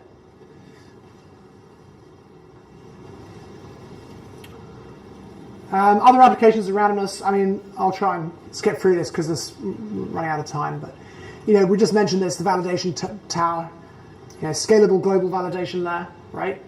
You can only do that if you have this incorruptible, unmanipulable, unpredictable randomness. You know, we tend to be quite contrarian, right? Everyone in blockchain says you can't scale it. We said complete nonsense, right? People say code is law. We say complete nonsense. Let's have governance, right? And so, you know, one of the things since, you know, I began the Dfinity project, you know, sort of end of 2014, I was determined to do is to enable web search. I want to have, you know, decentralized web search. So, you know, I believe all these critical mass market services should be moved onto a scalable, open platform. And so this is, you know, infuriates, you know, the Bitcoin people. How on earth is a virtual computer, you know, a blockchain going to produce quick search results? And it turns out with randomness, of course, there are ways of doing it. You don't have to validate you need to validate search results, because otherwise miners can insert advertising, right? So let's say you do a search on a decentralized Google, right? Like the miners are profit driven, and if there was no validation, they just insert advertising in the search results, right? So you need to do validation. But guess what? You can do lazy validation. You can say we only validate as directed by the random beacon 1 in 1,000 set of search results, and we do the validation after the search results are returned to the user. So, you know, yes, in principle, the user could get some search results that contained advertising, but the random beacon will randomly validate samples of these search results, and if it finds out that a miner has inserted search results, right, the miner will lose their deposit. Another one is billing, right? So any transaction on a decentralized network that involves money has to be fully validated. Even if, you know, a web search costs, you know, a fraction of a cent, the transaction, the transfer of money has to be validated, because obviously if you have lots of transactions, you put them together, you then, you know, lots of little frauds equal a big fraud. So unfortunately, wherever money's involved, you have to do this big, you know, full validation, even if it's like a tiny amount. So guess what? There's a solution again from randomness. You know, what you do is you say, you multiply, just for example, you multiply the transaction fee by 1,000, multiply the transaction fee by 1,000, and then only apply it 1 in 1,000 times. Right? On average, the fee's the same, but now we don't have to do all the validation, because 999 times out of 1,000, there's no transaction involved. And you only find that out on the next, you know, block height with the randomness. So randomness is a very powerful thing. Obviously, you know, we've got this thing called phi. Like, one of the problems with cryptocurrency generally is that, or at least the ones we have at the moment, is that they're not really currency. People don't understand. Currency is unit of account, medium of exchange, store of value. What we have now are these kind of speculation coins, which are completely useless for most financial purposes. And this is why Ethereum is mired where it is. very difficult to do anything without a stable cryptocurrency. So anyway, we've got the single FI, which is like a decentralized commercial banking system. And I won't go into the whole, it's like a crypto fiat. I won't go into how it works, but very basically, the stable currency is created by giving out loans algorithmically, right? And the currency is effectively an IOU backed by the borrower's assets. And transitively, through these validators, there's legal force. Anyways, these validators join the network by making a deposit, like a security deposit. It's like usual game theoretic stuff. And the computer issues loans by using a random sequence of validators, right? Someone comes in asking for a loan, talks to one of the validators, he becomes a proposer, sticks it up there. The computer then randomly chooses someone else who becomes a checker. If they propose it, accept it, he'll choose another checker and so on. And we've had various people looking at this system, and the conclusion of several people is that it gives out, economists that is, it gives out loans more judiciously than banks, right? And this is done using randomness. So randomness is the single most powerful thing in decentralization. No advanced decentralized system is actually possible without it, right? Everything depends on randomness. So if you start off with the most perfect source of randomness possible, then you're on the right track. Anything that doesn't do that's on the wrong track, which means most things, right? Good question. So, does a loan ever get looked at by a human for approval? Sure, yeah. And is it the checker? So, if you wanted to get a loan, you go to you'd find some validator, you'd have to convince him, he would create a proposal, a loan proposal. If you convinced him that you should get this loan, he would create a proposal using standard open source software. He would notify the computer of the hash of the proposal. The computer would tell him to encrypt the proposal to the public key of the next validator that he's randomly selected. You would upload it to IPFS, whatever. The next guy downloads it. If he validates it, the computer would choose another validator and so on. And you get various, game theoretic constraints, or there are various constraints involved, to do with deposit and reputation and things like that. And people can appeal decisions as well by creating another randomly selected chain of validators. So the proposer and the checker is not human.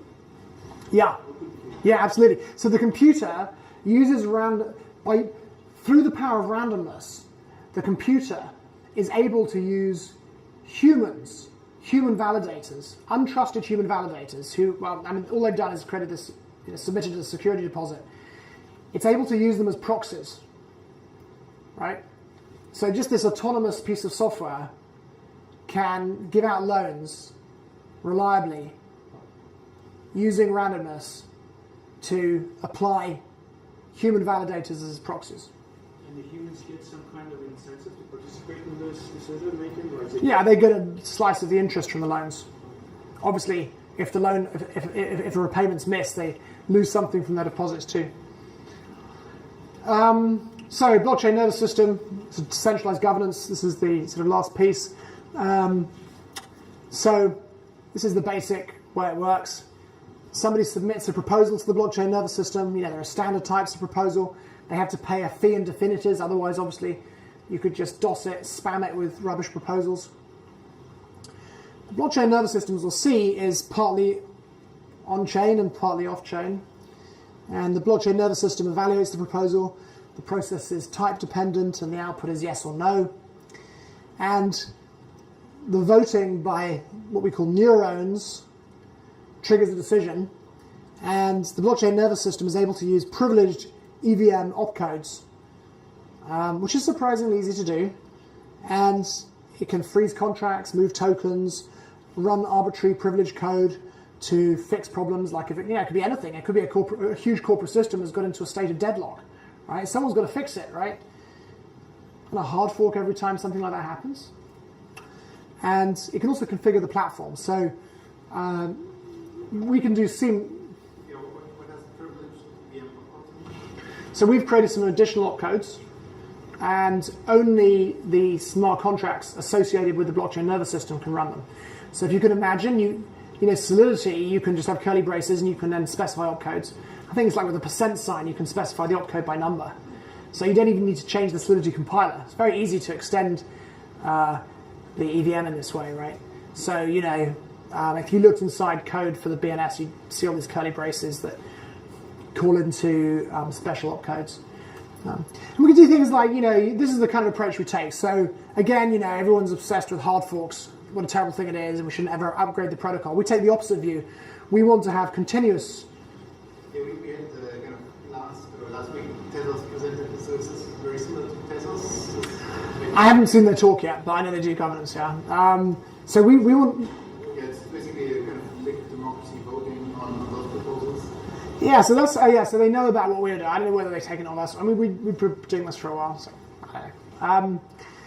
But the kind of thing that we do differently is, you can imagine that you'd have take something like Geth or Parity, put a proxy shell around it with exactly the same API, right? And that proxy shell is blockchain nervous system aware. And if the blockchain nervous system says, yeah, we're upgrading the protocol, and this is the hash of the new client, it would just pull that new client off, BitTorrent, for example. Depower the old one, uppower the new one. High-level applications, users, don't even need to be aware that the protocol's upgraded itself, right? So you can push out hot fixes, all kinds of things, and you can just push the evolution of this much faster. So, you'll see the similarity. People create neurons, right? You make a security deposit in Dfinities. There's like, special smart contracts that you have to deposit Dfinities to, and it gives you a neuron. You then become a neuron controller. You then configure the key pair of the neuron into a laptop or smartphone client.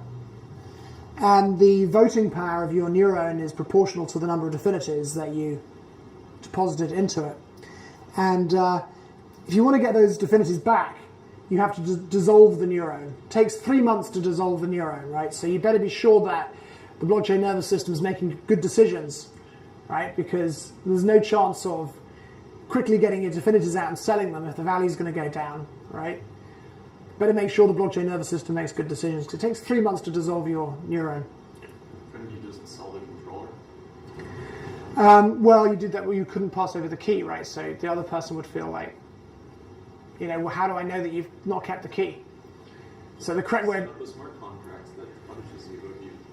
Well, all those things in practice are tough, right? If you have to convince someone, I'm selling you this neuron, and I promise I've erased the key, right? I mean, no one. People, don't believe you. Neurons follow other neurons. So the way they follow is configurable. Here's a core dev, a bunch of people are following the core dev. Reddit pundit, a bunch of people are following the Reddit pundit. Researcher, a bunch of people are following the researcher. Investor and foundation and so on. So you get a kind of, trust graph, I suppose, of a form. You configure these follow lists on your client software. So, you've got different kinds of decision, protocol decisions, policy decisions, mitigation decisions, and so on. And here we can see that follow lists of neurons have been created. Just a neuron is just identified by its address. You can easily add a new neuron. You can configure this, right? So typically the way this will work is, a decision comes in, a proposal comes in, sorry.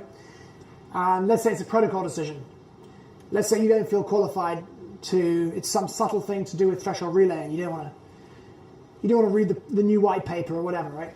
So there's a default timeout, right? And if you don't vote, if you don't instruct your neuron client how to vote before the timeout, it'll then go to the follow list, right? And it'll start with the top neuron in the follow list. Has it voted already? If so, follow. If not, back off. Come back a little while later. Have either of the top 2 neurons voted? If so, follow. If not, back off, and so on, right? And there's also, you can imagine, a whole bunch of different follow strategies. You could look for agreement amongst the neurons you're following, right?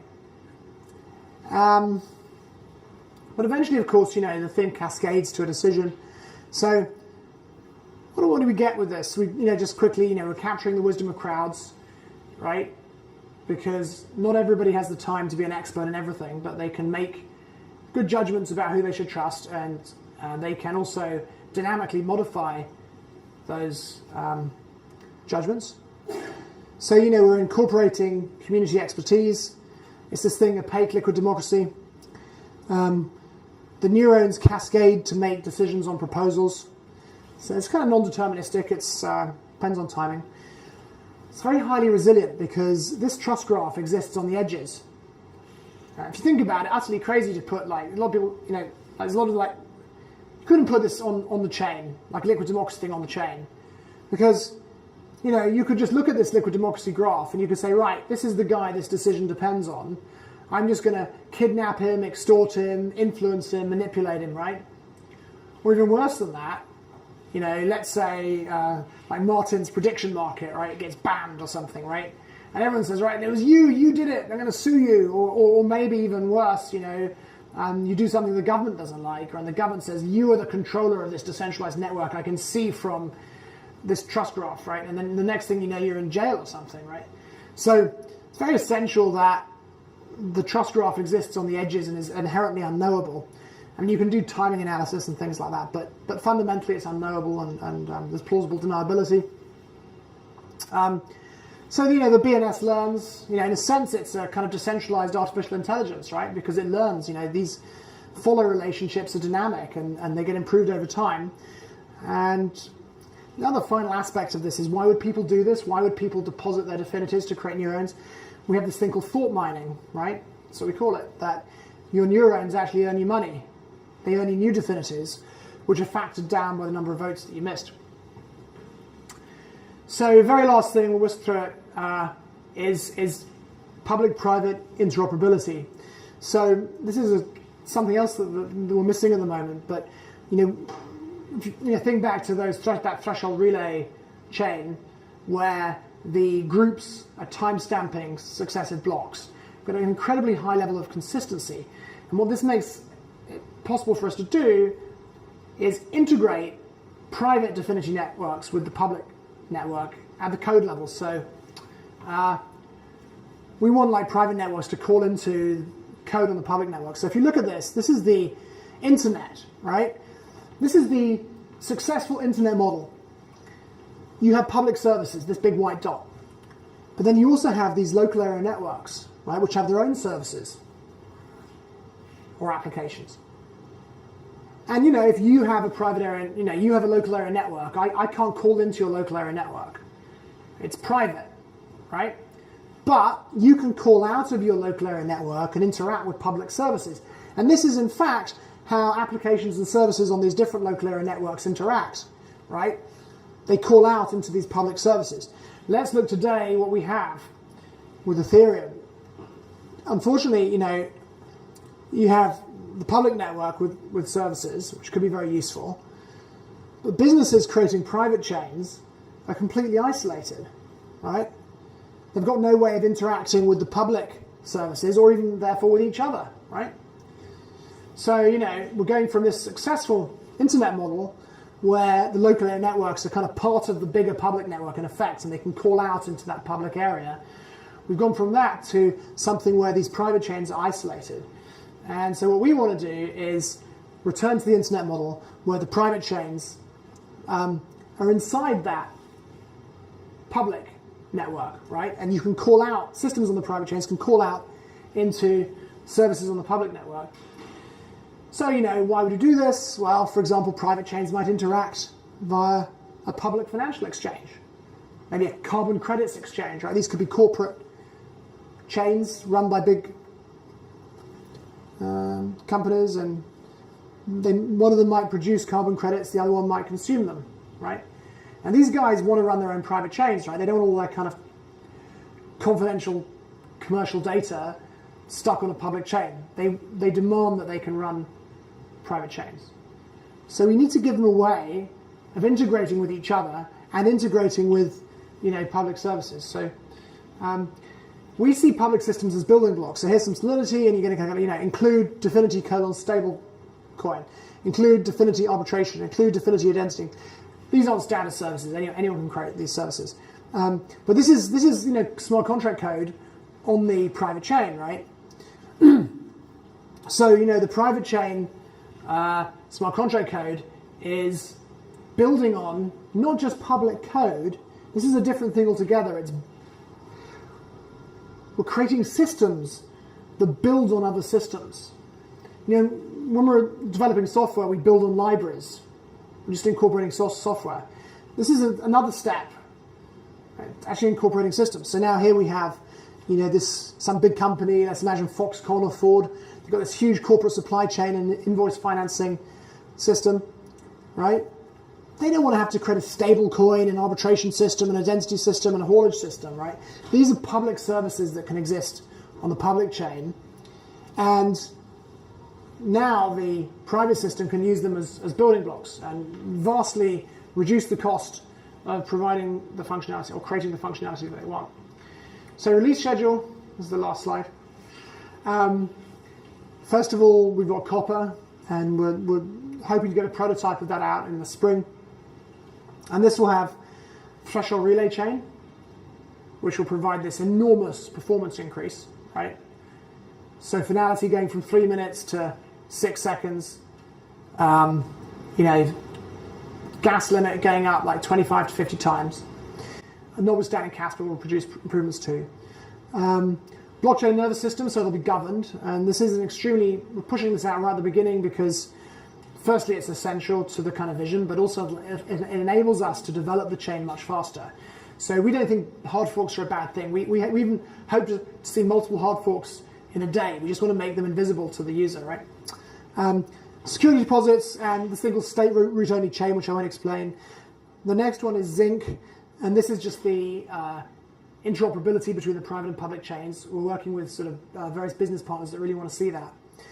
And then Tungsten, we start introducing some of these scaling systems, so state sharding, basic, validation towers. You notice I didn't say validation tree.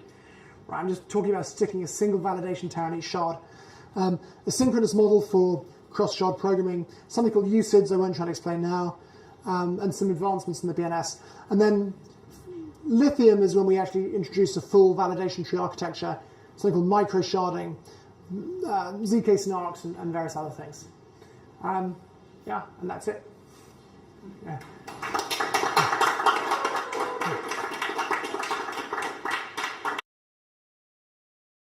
Yeah, hello everybody. So I thought I give you a little more background on the technologies that we are using. Dominic has explained to you what we are building, and I want to tell you a little more which technologies we picked, what's behind our choices, what is our security model, what's the security margin, what are the parameter choices that we may have taken, and also what's the performance of the system. How do we analyze the performance? Performance, for example, in speed of block generation, block interval time, and also how many confirmations do we need for finality. So we've heard that we have a Dfinity blockchain consensus, which basically follows two very important principles. One is that it is built on strong randomness, and the other one is that everything is built around groups, which means we never have any single actors. All actions are taken by groups. So the two fundamental principles. We have a random beacon, which is the source of our strong randomness, which is a verifiable random function. So a random beacon, imagine you have a universal source of randomness, which is observable by the whole world, including by all the nodes that are on our network. And it's verifiable in the sense that if you see, you can't predict an output of the random beacon, of course, but if you see an output, then you have a way to verify that it's actually a correct output. So there's some commitment behind the function. The random function was committed to in the beginning, and every output can be publicly verified. So this random beacon is built in at a fundamental level into the consensus protocol. We call it the heartbeat. It's a random heartbeat. So imagine with every output of the random beacon, the blockchain and the consensus system is allowed to advance one step. And we've already seen how we are going to build this random beacon is by means of a threshold relay chain. So a relay chain, as we heard, you can think of there's one random output.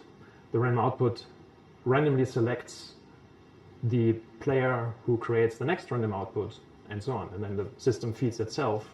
Now, since we said we don't want single actors, the word threshold comes in. We have groups that do everything. And of course, we don't want, for the purpose of fault tolerance, we don't want to require that actually every single member of the group is online, active. We don't want to rely on that. So we have a threshold mechanism. There's a threshold, and a certain percentage of the group is enough to do the task. Now, if we look a little bit deeper, what do we actually require to build such a threshold relay chain? We need a threshold signature system. It has to have this feature. I'll talk about it, unique deterministic, what that means.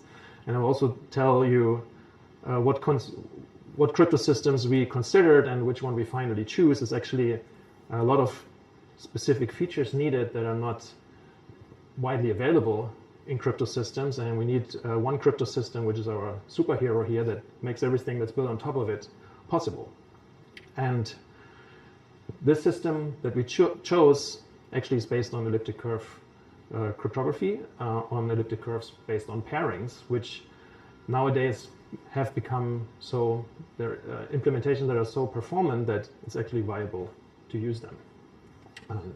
By the way, the now very prominent ZK SNARK technology also uses pairings on elliptic curves. So let's recall what a threshold crypto system actually is. Oh, well, okay, here, sorry, summarized again what we get out of our consensus. So let's recall that again. So we have speed because it's deterministic. We get rid of this Poisson process. Then we have higher security because everything is identity-based. Miners have permanent identities. So if they launch an attack, they not only lose their existence cost during the attack, as they would in Bitcoin, they also lose their entry and exit cost. And we have forward security for light clients, which is very important. We replace proof of work for the consensus, at least, with something that's signature-based. Signatures are more forward secure than proof of work. If you see a bunch of Bitcoin blocks that are 2 years old, and you only see that chunk of the Bitcoin blockchain and not the full blockchain, would you trust that now or not? Of course, you would not trust it because the hardware has become so much faster now that nowadays it's much easier to fake a sequence of blocks from the difficulty that was valid a year ago. So with the signature-based system, that is not a concern.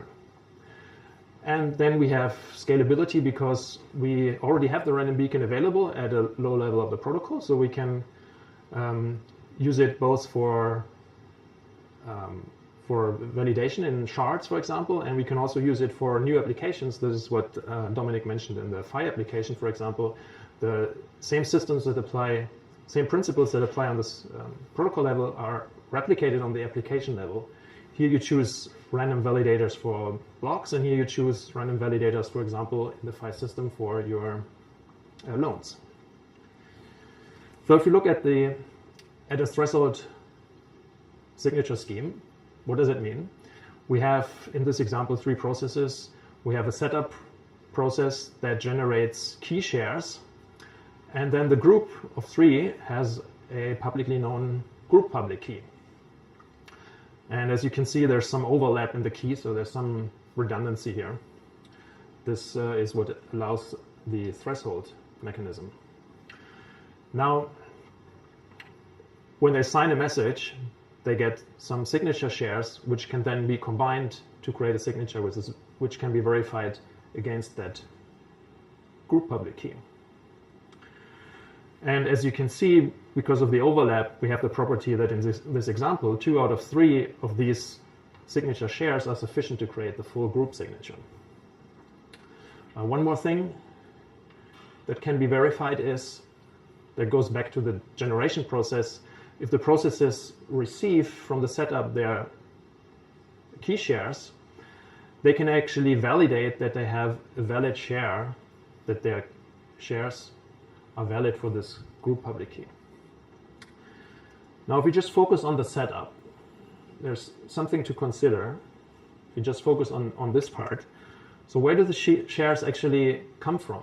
You could think of, well, what if each process generates their own, just makes it up, and then they combine it somehow into the group key pair? Well, that doesn't work, because you can never get a threshold scheme like that. If they randomly pick shares, then you can never have this overlap, right? There needs to be some redundancy in the information in these keys. So the keys, they have to get them in some other way. The next possible way would be that you have up here some trusted dealer who has a group key pair, so we start with that, and then splits it up into overlapping shares. That's possible, and that is also a common way, but we don't want that because we don't want to rely on trusted dealers. Like, there's a reason that there's no red public key, group key here. I didn't show it because we don't want it. In the trusted dealer model, that red key would be there. What we need is what is called a distributed key generation protocol. So there's some protocol happening here that generates the key shares and the group public key at the same time, and the group secret key is never created. Nobody knows it. It exists theoretically, but nobody knows it. It could only be recovered if all of the processes would collude. So that's an important feature to note. When we choose our crypto system, we need distributed key generation. Okay, let's recall how we want to use it before we talk more about the crypto system and the choice that we made. So let's recall what we want to use it for the random beacon construction, of course. The construction works like this. We have this big pool of processes. Initially, you can think of, in the Genesis block, they form a pool of groups, and we decide on our parameters, group size and threshold, which could be on the order of 400, let's say. Now, to get from one random output to the next, what happens is the old randomness selects a group from the pool of groups. Then that selected group signs the old randomness with this threshold scheme. That signature is considered or converted into a new random value simply by hashing it, for example, and then the process continues over. That randomness selects a new group signs, and so on. So let's talk about the group size first, because we need to know how performant our system actually, how performant our signature scheme actually has to be. So let's talk about the group size again. We make this common assumption that 1/3 of all processes are faulty. And now let's look at the failure types. What can actually go wrong in this? So first of all, it could happen that the adversary controls so many processes, so many members of a group, that he is able to predict the output earlier than others. So for example, if he has greater than k processes and k is sufficient to create the next randomness, then he can predict it early. And the other failure that could happen is that the adversary prevents the output. If he controls more than n minus k plus 1, then there are no k correct processes left that can create the output, and the system would abort. Now you can discuss which failure is more severe, and you have a trade-off. You can choose your k higher or lower depending on which failure you consider worse. For us, any failure is a failure, and we consider them equal. We want to prevent both. And our calculation was based that we want to have a failure probability of smaller equal 10 to the minus 12. So we need to have the following property: the probability that an adversary controls greater than equal k out of n processes, greater equal k randomly chosen processes, of n chosen processes out of the whole universe of processes. That probability should be smaller equal 10 to the minus 12, and the same for greater equal n minus k plus 1. Now, there's a formula. If the universe of processes arbitrarily large, which is the limit consideration, then we have to use the cumulative binomial distribution, and that's the formula, and we can plug that in. Now, to simplify it, and we said both failure types are the same for us, we can simply choose n equals 2k minus 1. In that case, k equals n minus k plus 1. So the two requirements are equal. We now have only one requirement. And if we look for the smallest number of k's such that this probability is below 10 to the minus 12, then we find it's actually 205. And n is then 409, so that's our group size. All right, so that was our application. And so we have considered the group size, we have considered the key generation. We should also consider the generation of the signature. What happens when the group creates a signature? What exactly happens on the network? So you can think of that there are signature schemes where the processes, when they have their signature shares and want to combine them, where they actually have to talk to each other, right? It could be an interactive protocol. It could even involve several rounds. That's something we don't want, because all we have available is a broadcast network. So we need a crypto system where the shares can be created completely independently from each other, and each member can just broadcast them across the network, and then anybody who's listening to the network can pick up sufficiently many shares and combine them themselves into the group signature. So the recovery process has to be non-interactive. So to summarize the process, the properties: distributed key generation, non-interactive recovery, and the size and performance we've talked about. Now there's something else here which already appeared on the first slide, the uniqueness. So what is that about? Of course, the signature determines the next randomness, which selects the next group. We want this process to be completely deterministic. That means when a group creates a signature, we cannot allow any ambiguity in that signature. There can be no choice. The group can have no choice in the signature. Right? The signature has to be completely determined by the message and the identity of the group and nothing else. And that is what is called a unique signature scheme. It means precisely this property. For each public key and message, there's at most one signature that validates positively.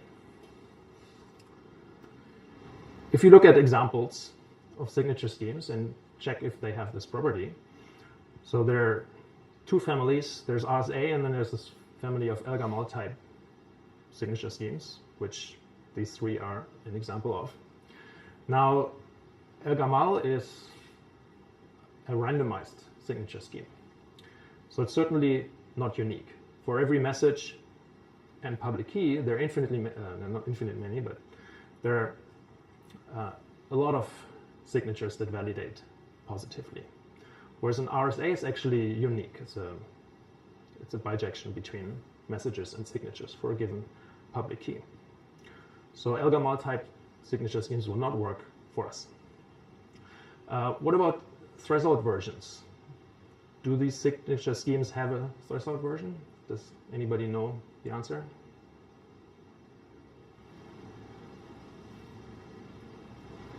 I'm guessing not. I'm no idea. The answer is, of course, because every signature scheme has a threshold version. There's always a trivial threshold version. Trivial threshold version would be you simply concatenate the public keys and you concatenate the individual signatures, and then the validator simply counts how many individual signatures are there, and if it's more than k, then it accepts, right? Question? No, you. Yeah, yeah. But there's a problem with the uniqueness, of course, because our uniqueness property has to be so strong that not only the individual signature shares are unique, the group signature has to be unique as well. So in particular, the group signature is not allowed to depend on what subset of shares did I use in the recovery process. And when we use this trivial threshold signature, then of course it depends on the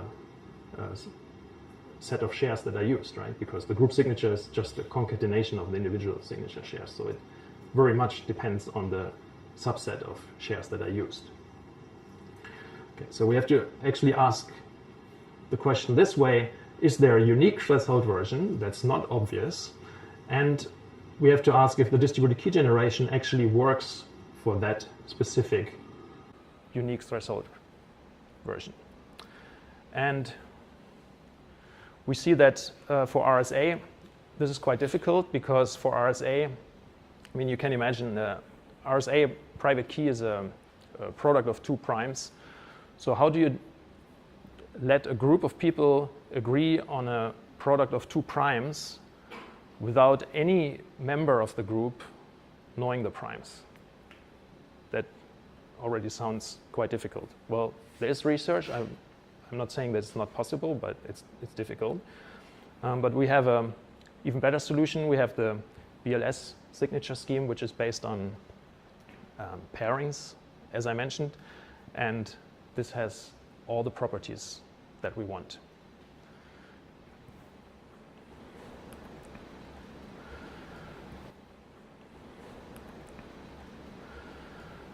To summarize the amazing properties that BLS has, it's a unique deterministic pairing-based signature scheme that allows non-interactive and also very short threshold signatures with distributed key generation as well.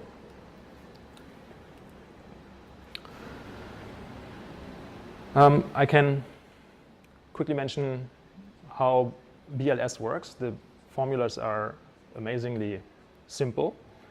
BLS is also, arguably simpler to write down than the other crypto systems that were listed before. So we have two groups that are actually groups of points of elliptic curves. They have generators, Q1, Q2, and then we have this pairing map, which takes a pair, 1 point on each curve, and gives us an element in some other group. And this pairing does everything about validation of signatures. Now, the relation between secret and public key is very easy. The secret key is just a number, mod some prime, and the public key is just the multiple of the base point of the curve with that secret number. So that's very similar to Elgamal type signatures. Now, in the signing, we take a message and then we have a hash function, and the hash function is such that we end up with a point on the other curve. Like the public key is on one curve and the messages are hashed to a point on the other curve. And then the signature we obtain simply by now taking this point on that curve and multiplying it with the secret key. So it's exactly the same operation as deriving our public key, it's just on the other curve. It's very symmetric. And now for verification, the pairing comes in. We simply throw in these two pairs, the signature and the base point, compared to the message and the public key. And what this pairing does, it verifies if those two pairs are in the same relation to each other. Actually, the pairs of the 2 points on the same curve, on the G1 and G2, they're in the same relation to each other, right? They just differ by this multiplier x. And this is exactly what this pairing verifies. The equality holds if they have the same relation, and that's if and only if the signature is valid. So, yeah. When were they discovered? In about 2002. Yeah. Right.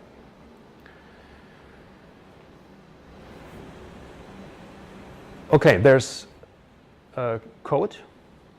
We have cooperated with Shigeru Mitsunari, who has a library for BLS signatures based on a certain curve with a certain type of pairing. And on top of that, we build a simulation where we actually simulate the random beacon, and we also simulate the setup process, the distributed key generation process, and that uses a certain verifiable secret sharing scheme to generate that. I have some benchmark numbers here. If you're interested in how fast these BLS signatures actually are, we have half a millisecond for key generation, 200 microseconds for signing, almost 2 milliseconds for validation. So that's the computation of the pairing, right? That actually takes relatively long, at least on an old laptop it does. And the recovery is extremely fast.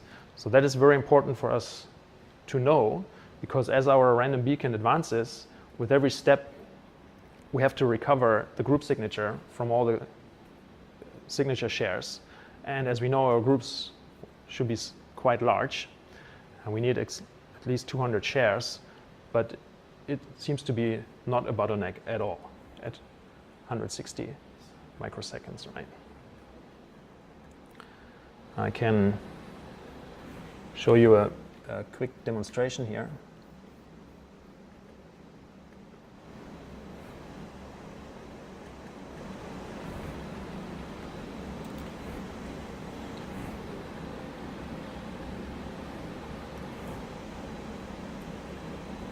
So what's happened here is some processes have been randomly created. Then 20 groups are being set up. They run the setup protocol to create their secret shares. They're made up of the 20 individual processes that made it into the group are listed there.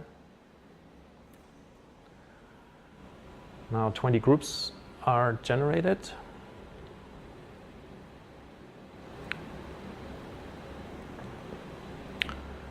And now the random beacon advances. Here we see which group is selected, ID of the group.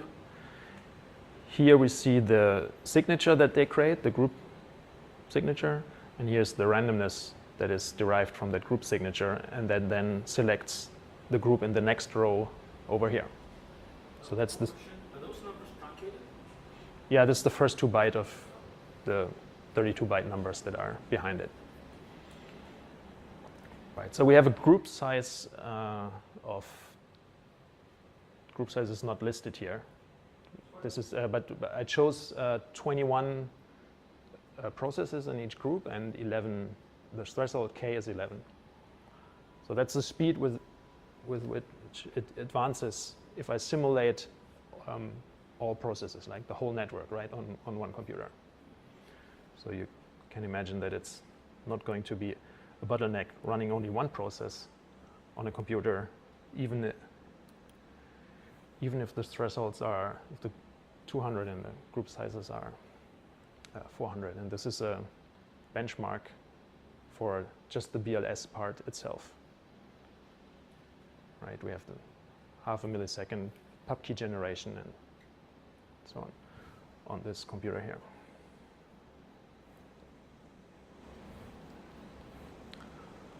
Right.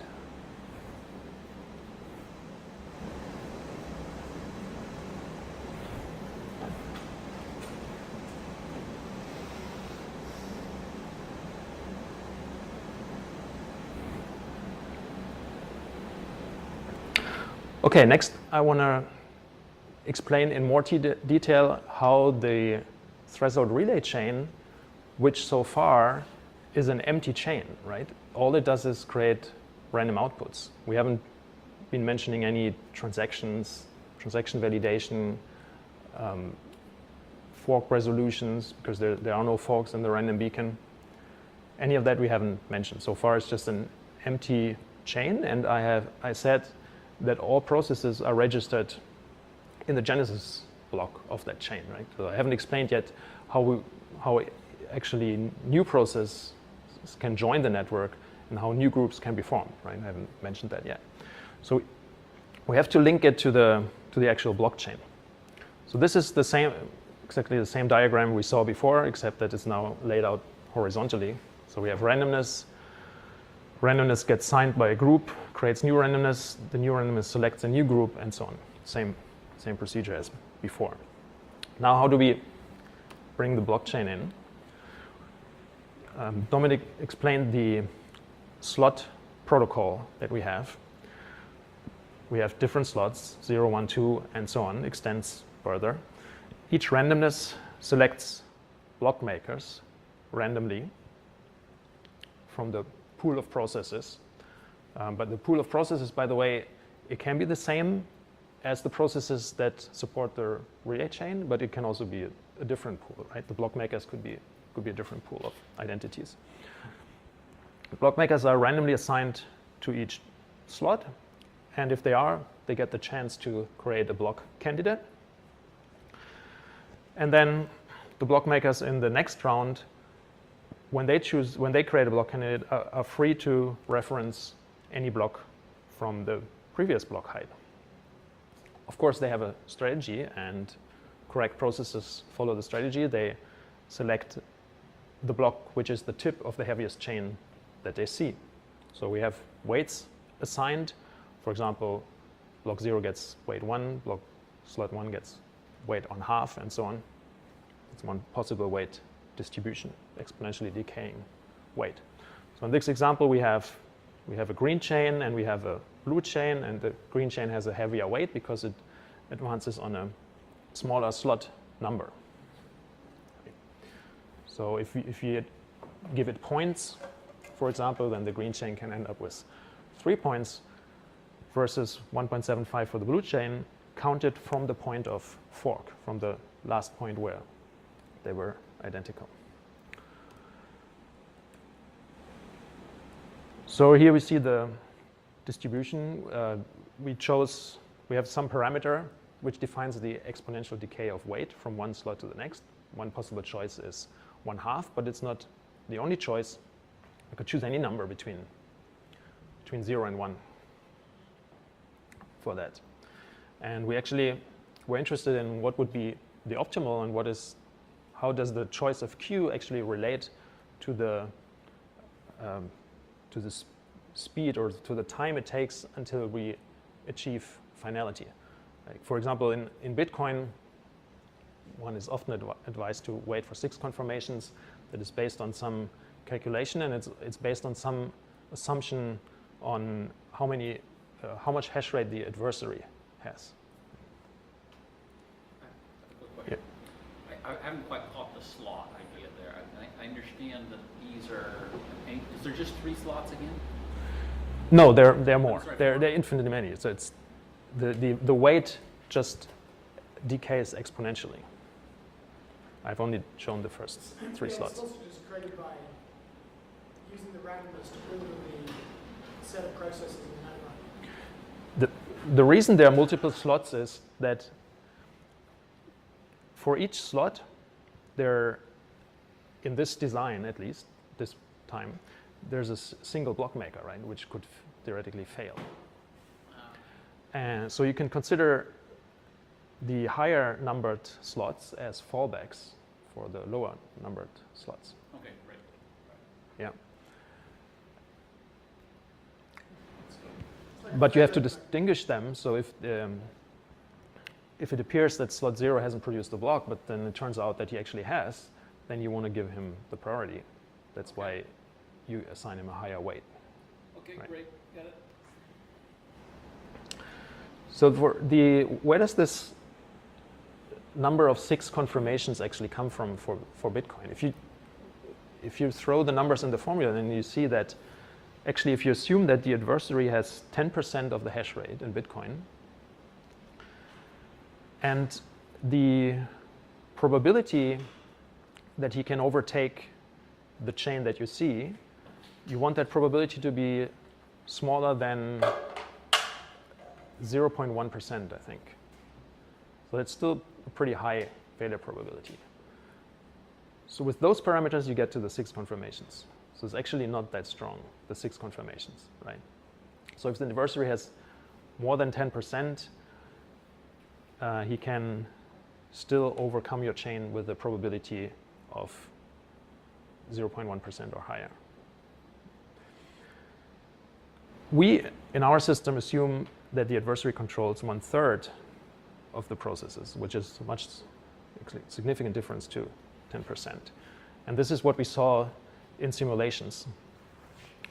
So adversary controls 1/3, and we want the probability for finality to be 99.99%. So that means the chances that an adversary with a hidden chain overtakes the chain that we see is smaller than 0.01%. That's our target for this simulation. In that case, the purple line shows the confirmations that we would need in Bitcoin, which is more than 40 as we see. That's the Nakamoto line here. Now, in our system, based on the slot model and the distribution of weights that are assigned to slots that will end up in the hands of the honest nodes versus the adversaries nodes, we see that on average, which is this orange line here, based on the parameter of Q, we get this number of confirmations. So somewhere between 35 and 20. Actually, a higher value of Q gives you a lower number of. Q is this parameter that tells you how fast the weight decays from one slot to the next. But in Right. Bitcoin, the weight doesn't decay. There's no slots. Right. In Bitcoin, you can think of it as Q equals 0. Because Q equals 0 means that this slot 1 already has a weight of 0. There is no slot 1. Okay, but then why is, if it's 0, then it should just be like at 0, but it goes all the way across. Yeah, it's constant. Oh, right, you're right. Yeah, this is, I should have made a dashed line. I just want to see it as a comparison. Yeah, you're right. The Nakamoto is just the point here. That's where. Right, exactly. Yeah. And then for comparison, I've also shown a best case and a worst case. The best case assumes that we actually observe slot 0 blocks. Yeah, this is the slot model actually has one important difference to the Nakamoto model. You actually have more information if you look at the suffix of the chain that you observe, rather than only looking at the weight. Right? The weight gives you some information, but looking at the slots actually gives you more information. If you see that the last 10 blocks were all slot 0 blocks, right, then the potential adversary who was building a secret chain, unobservable to you, he didn't have much choice. I mean, he had only slot 1 or higher blocks available to him, right? So that the chances that he can overtake the chain that we see consisting of slot 0 blocks is very small. We can use that information. And if that happens, for example, if we observe this example about, was it 12, 15 slot 0 blocks, then we already have reached this finality. This is the average, and this is the worst case where the adversary always where we assume the adversary has the strongest possible chain that we don't observe.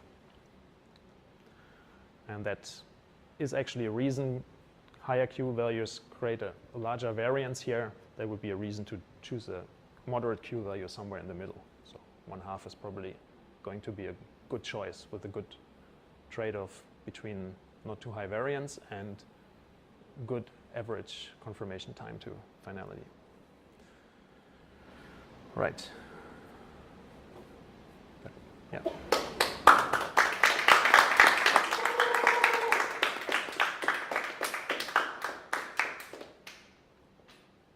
you go a few slides back? I think this more back. Yes. So what's unclear to me is,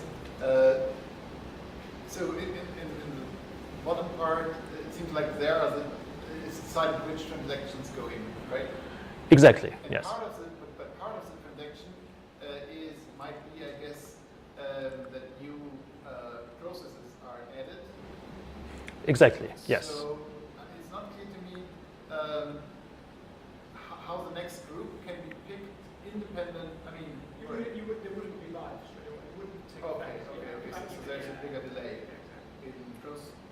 Right. Yeah. So kind of the next group is independent of the transactions in the previous block. Right. Only, The random beacon, yeah. for the most part, is independent of the blocks. So you cannot, for example, the block makers cannot say, yeah, I'm going to take this transaction in that's going to change the block hash, and thereby I can have some influence on the next randomness. That's not possible. The set of groups and sets of processes that are available for the threshold chain, actually, they are valid for a longer epoch, and can only start influencing the threshold relay chain after quite a long delay, right? Yeah.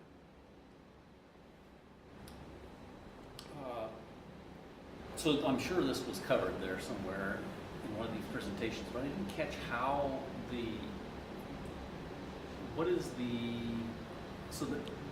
thing which determines the time between blocks is the propagation of the signatures. I didn't quite catch what determines the block. Right. So you could, of course, say, well, we run the threshold relay chain as fast as possible, right? As soon as group members see that they have been selected, they immediately start creating the signature shares, broadcast them, and as soon as enough signature shares come together somewhere, then the next randomness is clear, and the members of the next group know that they are now selected. Okay. That would be as fast as possible. Okay. But we want to slow it down, of course, a little bit. So we target a random beacon interval of, let's say, 5 seconds to give the block makers time, right? We don't want to remove any incentive, for example, to mine empty blocks, right? We don't want to, the block makers should take their time to validate transaction and create a proper block, right? They should not fear that, oh, my block may be late, the random beacon may be so fast that I don't get it out in time, so I better create an empty block.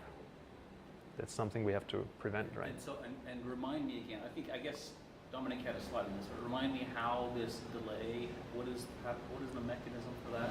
Well, the delay is simply implemented in the threshold relay chain. The members follow the protocol, and the protocol says, as soon as you see that you're selected, you wait a certain number of seconds before you create your signature share for the next randomness. And that interval could be, for example, 5 seconds. And is there any, so one thing that you're assuming that, for example, that I'm just wondering what happens if your adversary or miners or whatever decide to go be early or late there. What happens if? Yeah, we're assuming they do not control the group as a whole, right? The probability that they have, that they control more than k members of the group, or smaller than 10 to the minus 12. So it's very unlikely that they can produce by themselves the next output early.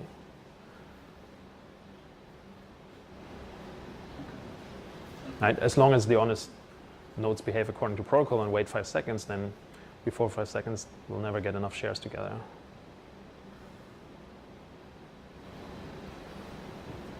And the same for being late.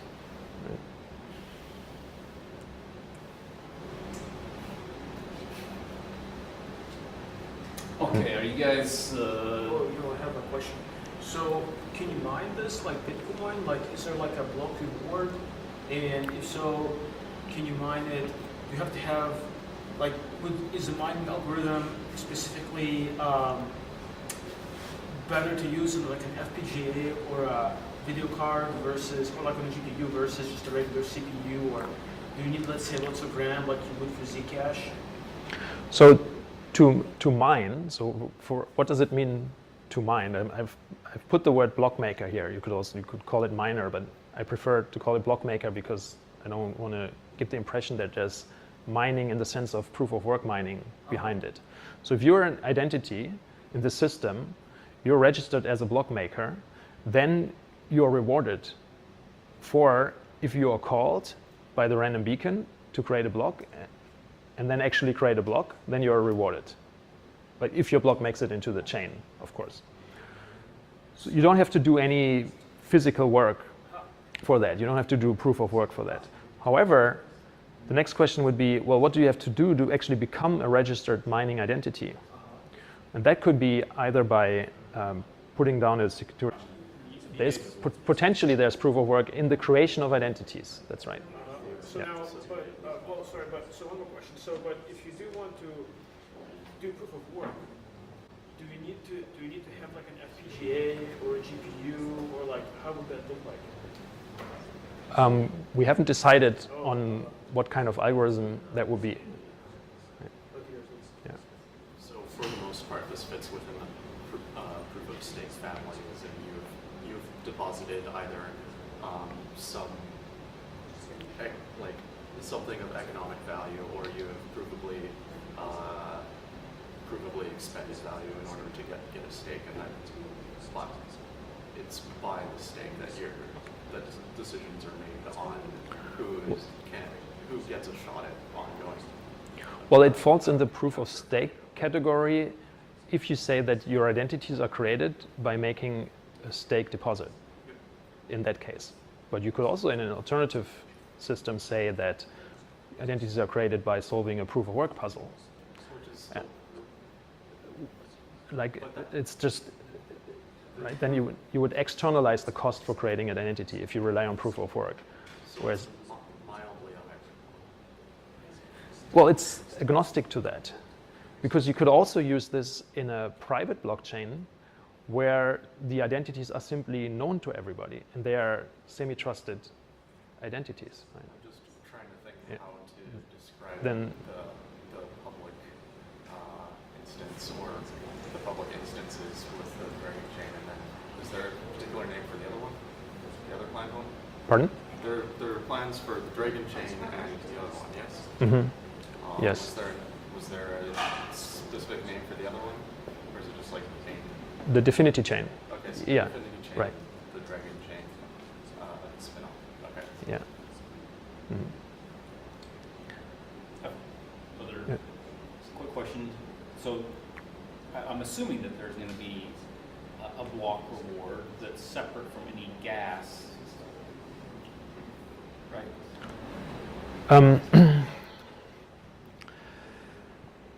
Not necessarily. I mean, okay, but so I guess that's for a private chain. Maybe you just don't care about that. Right. What So would make you even want to be a block maker then? Unless there's some kind of reward, right? yeah, well, the gas reward is one, right? You have to see that once your identity is created, then creating these blocks doesn't involve any more cost than actually have the node up and processing it, right? There's no mining cost involved at that time. So the subsidy doesn't have to be on the same order, the block subsidy, right? But that's also a configurable parameter, of course. Okay, I've asked, does anybody have an important burning question here? This is quite a bit longer than we often went, so unless there's a question here, we'll go for it, otherwise we'll end. What are you guys thinking? Okay, let's thank Timo. I think this is wonderful stuff. Thank you.